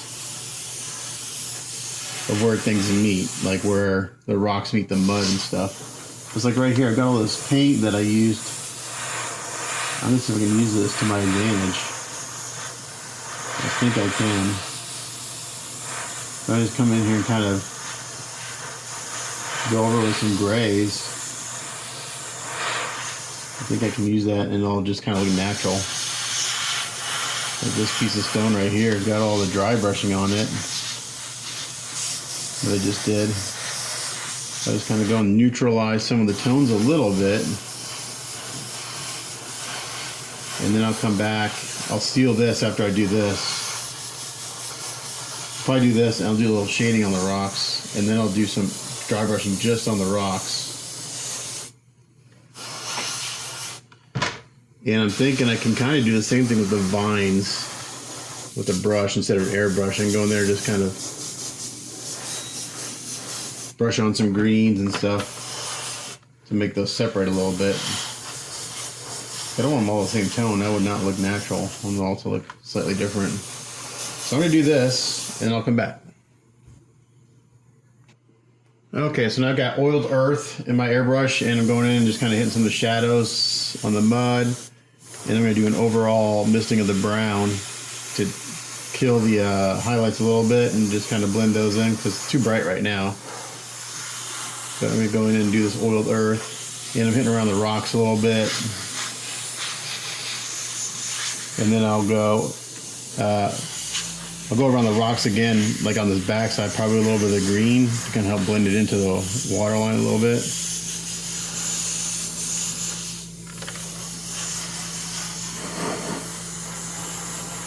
So you can see here I got the rocks kind of in a gray tone. They look really good. Those will get dry brushed here in a little while. But before I do that, I'm going to go ahead and get some of the shading done on the mud. And then I might also go in and do some selective washes on the vines with the brush. Oop, I missed a rock right there. I'll have to go back and hit it.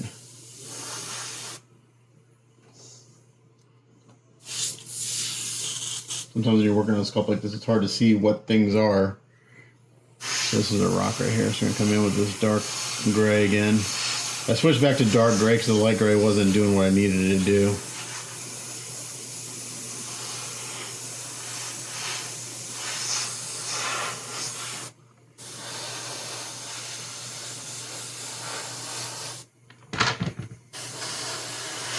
So these washes are interesting because typically when you put paint on, it dries darker. These washes, as they actually dry lighter. So you put it on, it looks opaque, and once it's dry, you can see all the stuff underneath. So all the dry brushing and stuff I did earlier kind of shows up after the fact.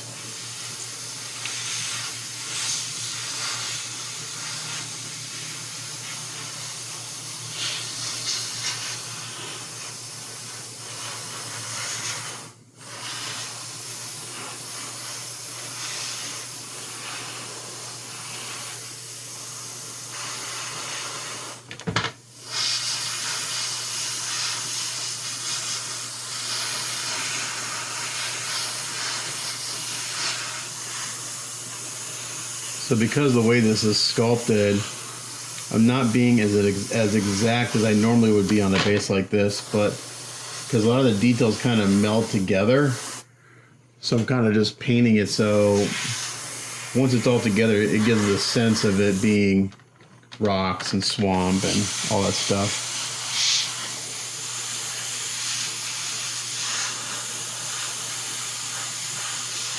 So sometimes it's tricky when a sculpt is kind of hard to see what things are in the separation between elements. You just kind of have to kind of budget the paint, which is kind of what I'm doing on this guy. So once it's all done, it's going to look really good. Okay. Back to oiled earth. I'm going to go stock up on my washes. I'm getting, there's like 5 colors I use a ton of, so I go through them pretty quick. Oiled earth is one of them. I really like it. It's a great natural tone. So I can bring this up into this water line a little bit. It'll help blend this. I even dry brushed a little bit up into the water when I was doing the dry brushing. So it'll be a natural transition.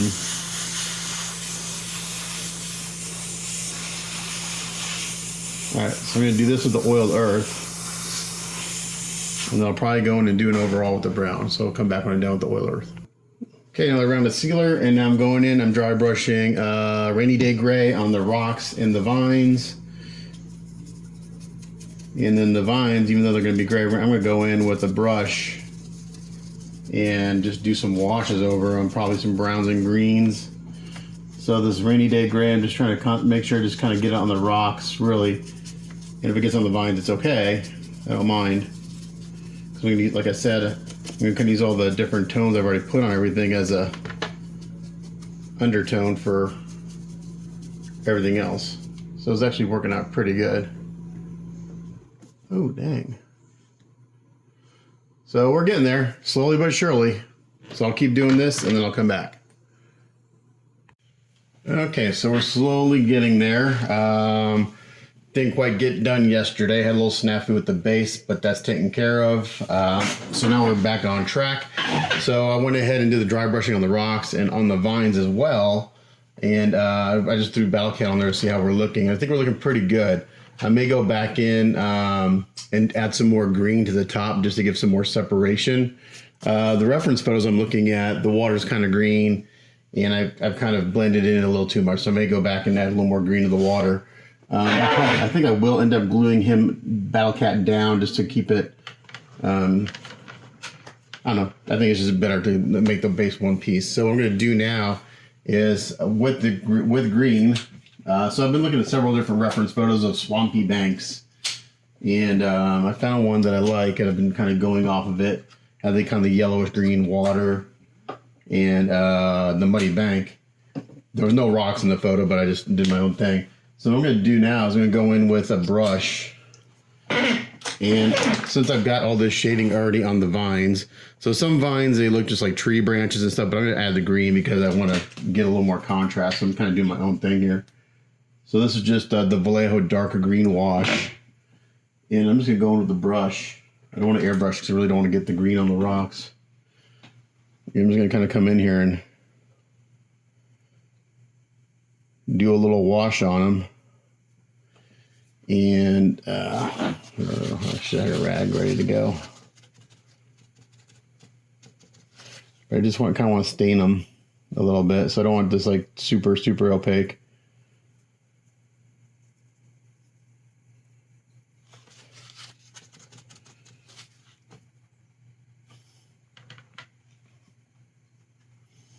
Just gonna let this run into all the grooves and stuff, and all that dry brushing and shading that we did on the rocks and everything will show through this. So we'll get some different tonal variations, some browns, some yellows, some highlights. And I may go in with I'm going to try to stay away from yellow because I got a lot of yellow in the mud, in the water. I'm just going to do this, and then what's going to happen is once I get this the way I want, it's looking pretty good. I'm not sure if it's showing up on camera. Come down a little bit lower here. I was looking at some of my other videos on this piece, and my camera work is not the best because half the time I'm not in frame. There we go. Let's get some direct. See, I got these really harsh work lights, and when I do a direct light, it just just blows it out on my camera phone. My phone camera, whatever. So yeah, I'm just gonna go in here. I'm just gonna this shouldn't take too long because these are well defined, and I'm just doing a really light treatment. As you can see here, I'm kind of getting some tonal variations underneath that green.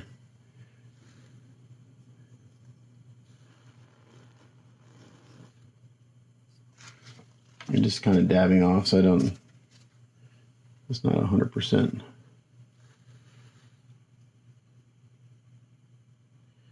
And then this will get more airbrushing and shading.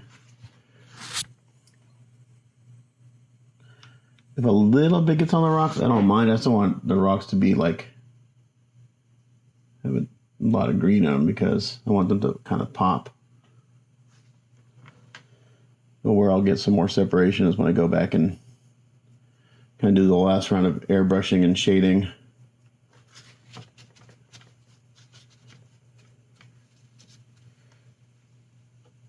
So I'll do this little area right here on camera, and then I'll do the rest off because I don't think it'll take me that long, but I've got to be able to pick the base up and manipulate it to get underneath these a little bit.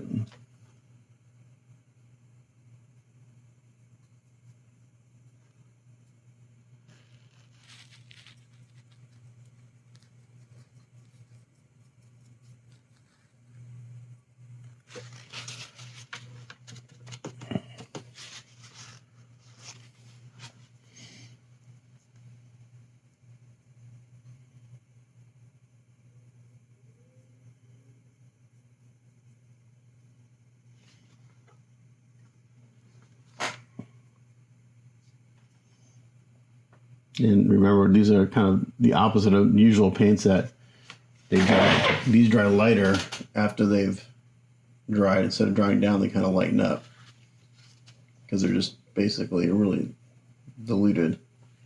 I don't know if they're really in ink. I think they're just a really diluted ink, water-based paint. But they could be in ink too, because if it was a paint, I'd see pigment particles. And I don't. There's no. So that's looking pretty good. So I'm going to do that on the rest of the base, and then I'll come back. Okay, so I did all the green on the vines. It looks really good. So now what I'm going to do is I'm going to go in and I'm going to just do some light shading.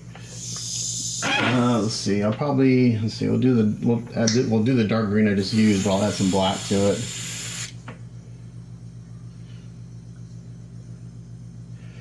I'm just going to kind of shade. Excuse me. I need to get some more. Actually, we'll do dark gray. A little slightly darker green. Actually, got a little brown in here too.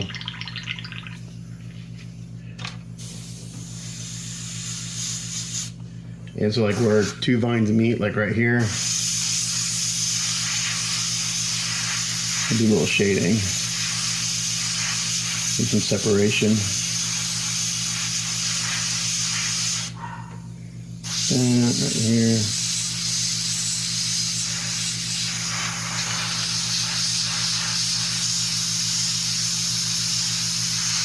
Taking out a little shadow around the rocks.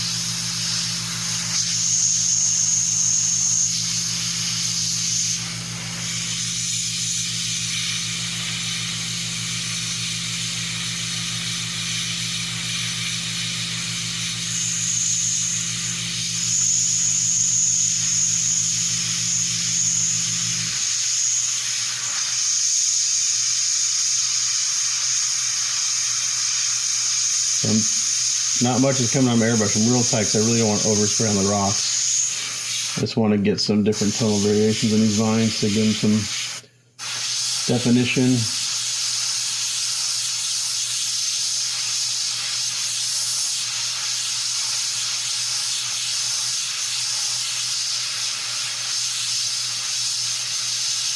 Going anywhere a vine goes under another vine, hit that pretty hard.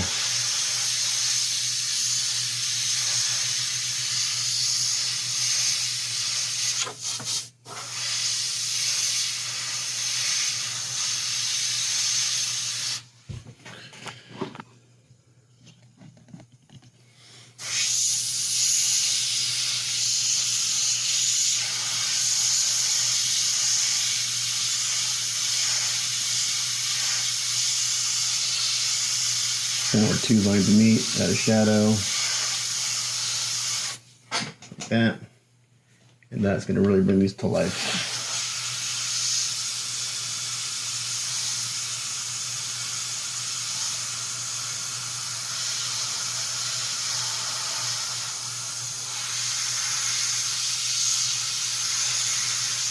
I could have just left it as is, but once you kind of do all the dry brushing and everything in the washes, and they all kind of look the same tone. They just kind of meld together. So adding these shadows everywhere is really going to kind of give it some more three-dimensional look. So I'm going to do this, and then I'm going to seal everything. Well, actually, all I'll do is I'll go ahead and throw some more green on the top of the base to give that maybe some more green and yellow, just to kind of get some more separation between the mud and everything. And then a little snappy right here, gonna fix. And then I'll seal everything. And I think, other than put everything back on the base and adding some shadows around it, we're getting there, almost done. So I just found something on my phone, a pro video setting, and looking at the back of my phone, this looks way better than what I've been shooting for the past 5 years. I didn't realize there was a pro video setting on my phone, but this is pretty accurate to what I'm seeing in person. The main difference is that this has a little more shine on the camera, but okay, so all the vines, the rocks, and the water are done. So the next step, and hopefully the last little bit of painting, is to kind of put the stuff on and kind of weather it to the base a little bit. So I'm going to do these one at a time. And we'll start off with Triclops. So I've got like one crit on this sculpture. And it's pretty small. Everything kind of sits into the base for the most part, except for the merman skull. It kind of sits on top, and I wish it would have been sculpted more like it was like maybe some of the fins were like in the mud or something, just so like maybe they would so the head was sculpted half. And anyway, I just wish it was kind of more in the dirt. So we're going to start off with Triclops here.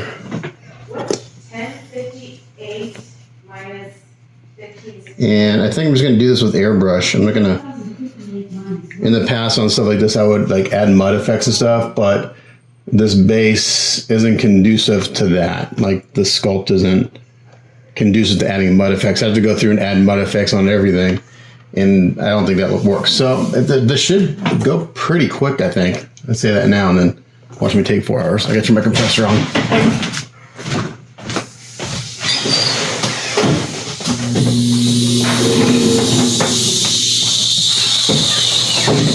Okay, so basically what we're going to do is we're going to kind of come in here with the oiled earth.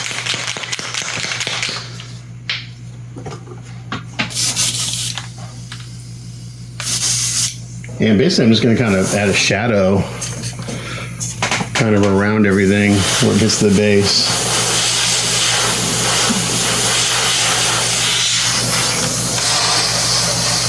May add a little black to this. Maybe dark gray.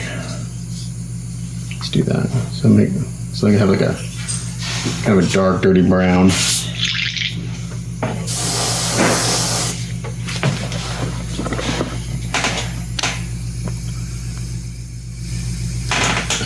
Let's see.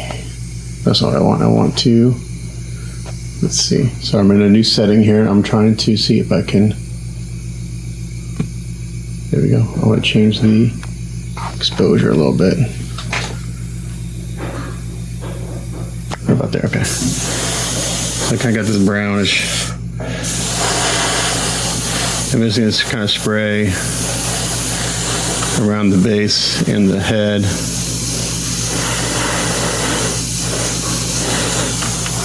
It's kind of dirty at the edges a little bit, just so it's not. I could probably just do this off the base too, to be honest. If I just come here and I just kind of do this.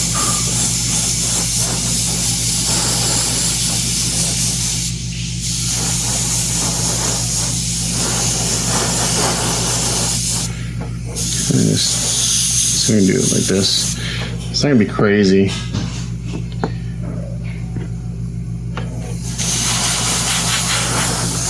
I did a little kind of,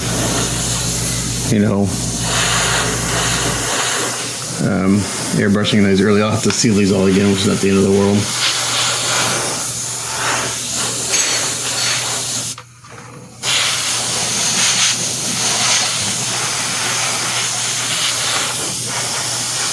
Come in here and just do a little more kind of loose treatment with the airbrush and this wash.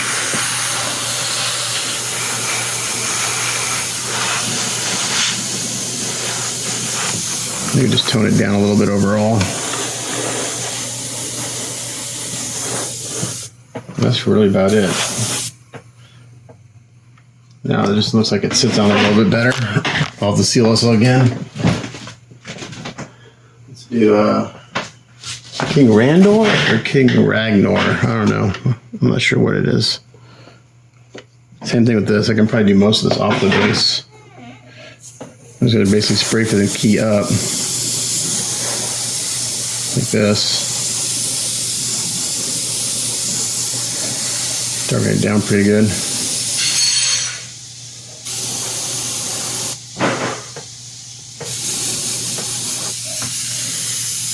Around the key of King Randor, Ragnar, whatever his name is. I think it's with a D. And it's just pretty heavy.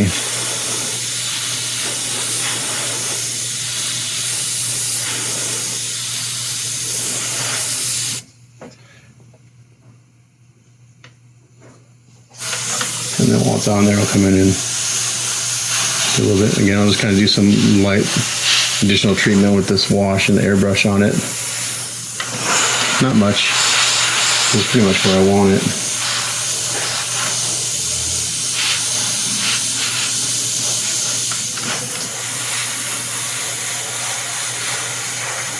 I'm gonna do a little more shading on the base too.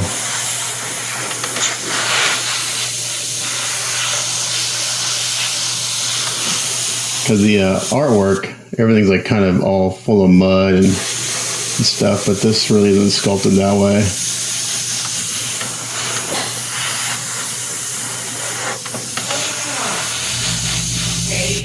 That's kind of it for him.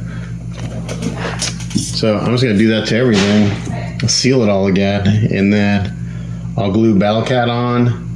And I'm still determined if I want to glue the ram's head on. But once I get done with all stuff, I'll come back. Okay, so I just sent some photos to my client, and he had one comment. He wanted the stuff, the proximity items, I guess we're calling them, to be a little more dirty, which I kind of agree. Now that he mentioned it. So I'm going to go ahead and use some of the Vallejo splash mud effects. And let me get a glove on because I'm going to do some splattering. And so what you do, you can dab this on or you can splatter it. So I think we're gonna we'll dab it on. So I'm gonna take my brush and we're gonna just kind of spin this around. I'm gonna take off the Battlecat. Get that out of the way. I'm also gonna add some of this to the bottom of He-Man's boots, the soles of his boots. So, and this stuff, I probably won't seal. We'll see. I might get some of this off of here. So for like the bottom of this guy, it's a little tricky to get to. Let me show on camera. I painted the bottom black. I put some felt pads on the bottom. So I'm just gonna come in here and kind of bring it up on the side a little bit. Around the bottom first.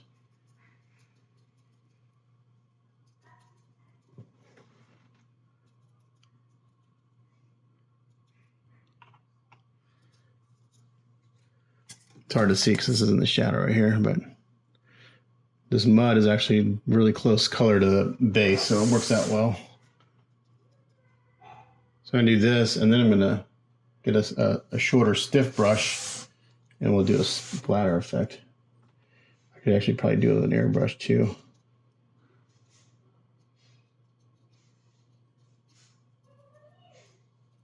So you, turn my air compressor.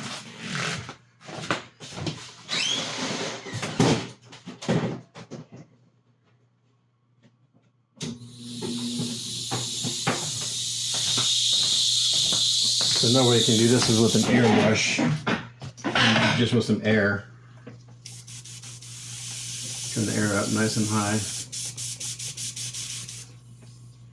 Maybe the airbrush goes out a little harder.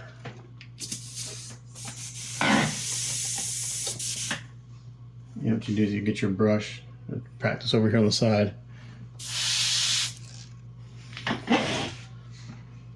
So what you do is you take you load this up. You just do that.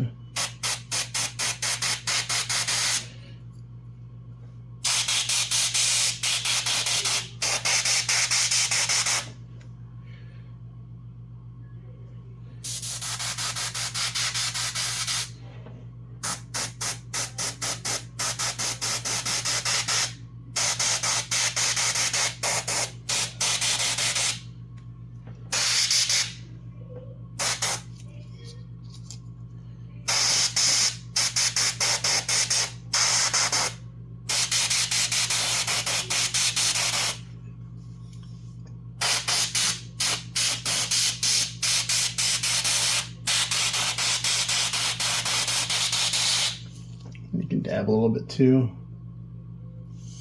To get a more natural look by doing it like this.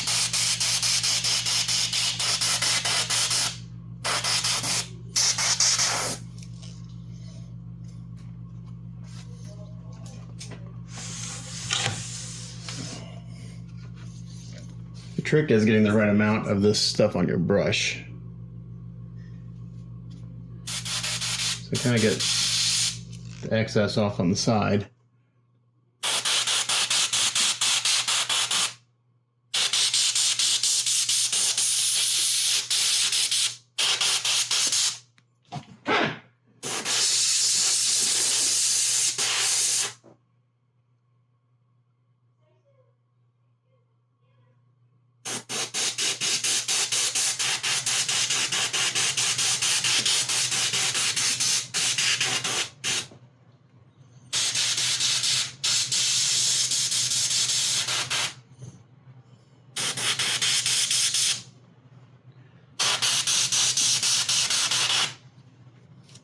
So he doesn't want it too crazy. He's just like a couple little splashes here and there. So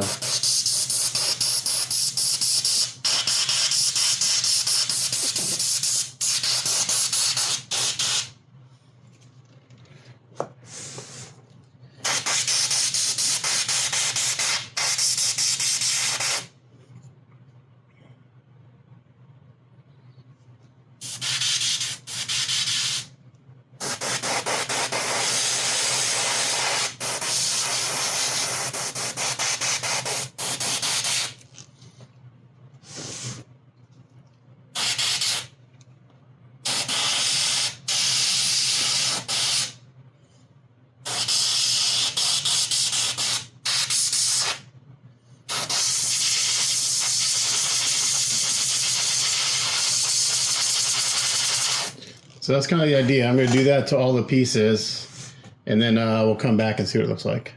Okie dokie. And with that, I believe He-Man is finally done. Man, this was over 2 weeks, 2.5 weeks worth of work. Well over 100 hours, but he looks great. I'm super happy with this. Client likes it, which is the most important thing. He weighs a ton. I had a little snafu with the base yesterday. I ended up actually pouring some resin in the bottom of the base just to kind of solidify the bottom a little more, make it a little more rugged. It was flexing too much, so I went ahead and poured some resin in a couple of the holes that I still had. So that took a couple hours. I poured almost a gallon of resin in the bottom of this thing. Just did it over periods of time. I used slow cure resin. It cures over 2 hours, so I did 3 different pours and just built it up. So now the bottom should be nice and solidified. This looks great. I'm super happy with this. It was a ton of work. The biggest 3D print I've ever worked on. Working on something this big, I've got a couple things in mind that if I ever do something this big again, to do differently. And it's really kind of when putting things together and getting them lined up. In the end, everything looks really good.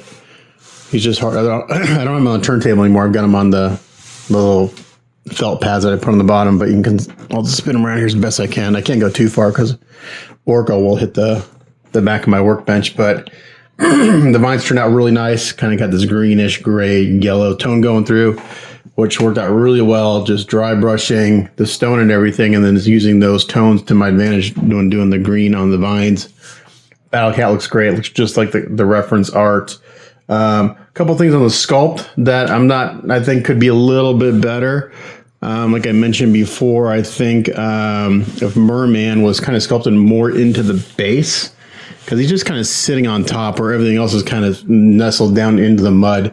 It may be like if his head was turned and like part of some of these fins were in the mud, I think that'd be pretty nice. What else? Someone keeps mentioning the fringe on his hair, like He-Man's hair sculpt. It actually looks really close to the artwork, so nothing there. Overall, the sculpt is really good. To translate the reference art to a 3D sculpt is pretty challenging because there's a lot going on. Let's see, we'll turn this way a little bit so you can see Trap Jaw. So you can see the mud on. I put some mud on his boots. It's got a little shine to it. Splatter effects on everything looks pretty good. Man, this thing is just weighs a ton. But looking really good. Overall, everything fit really pretty good. You know, again, the challenging part was the base and Battlecat. I did do some putty work to close up some of the gaps. There are still some gaps here and there, just, you know, not too bad. I think it looks fine. But He-Man looks great. Everything else looks good. So I'm super happy with it. And I hope my client digs it because it was a ton of work. It was a fun project. because I grew up watching He-Man. So stay tuned. I will throw a slideshow at the back of this. There's some dust in there from the last time I sealed it. I gotta dust that off. But yeah, cool piece. Printed by Von Norton. I'll put a link down below to contact him. I don't know what the print cost was. It'd be, I don't know, I would charge a lot to print this. Just the materials alone would be $300-400 probably, at least, if not more. With the resin I use at $35 a bottle, probably, God, it's got to be at least 12 to 15 kilograms of resin just in the print, if not more. So it would be an expensive print. This is an expensive piece, but it's huge and it's a ton of work. So, man, I love it. I think it's cool. If it wasn't so much damn work, I wouldn't mind having one for myself. If I had a place to put one, I'd like to have one. But what's my favorite part? I think my two favorite, I love Orko. I just love the colors.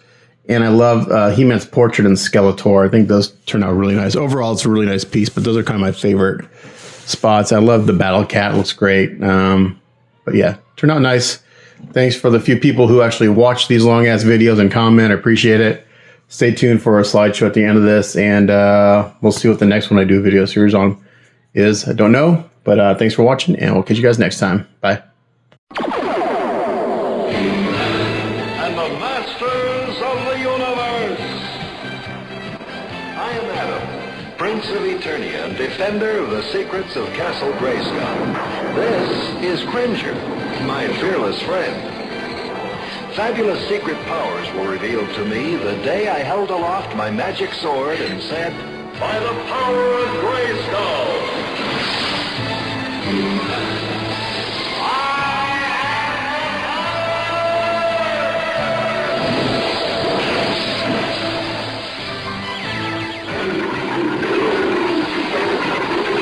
Cringer became the mighty Battlecat, and I became He-Man, the most powerful man in the universe. Only 3 others share this secret. Our friends, the Sorceress, Man-at-Arms, and Orko. Together we defend Castle Grayskull from the evil forces of Skeletor.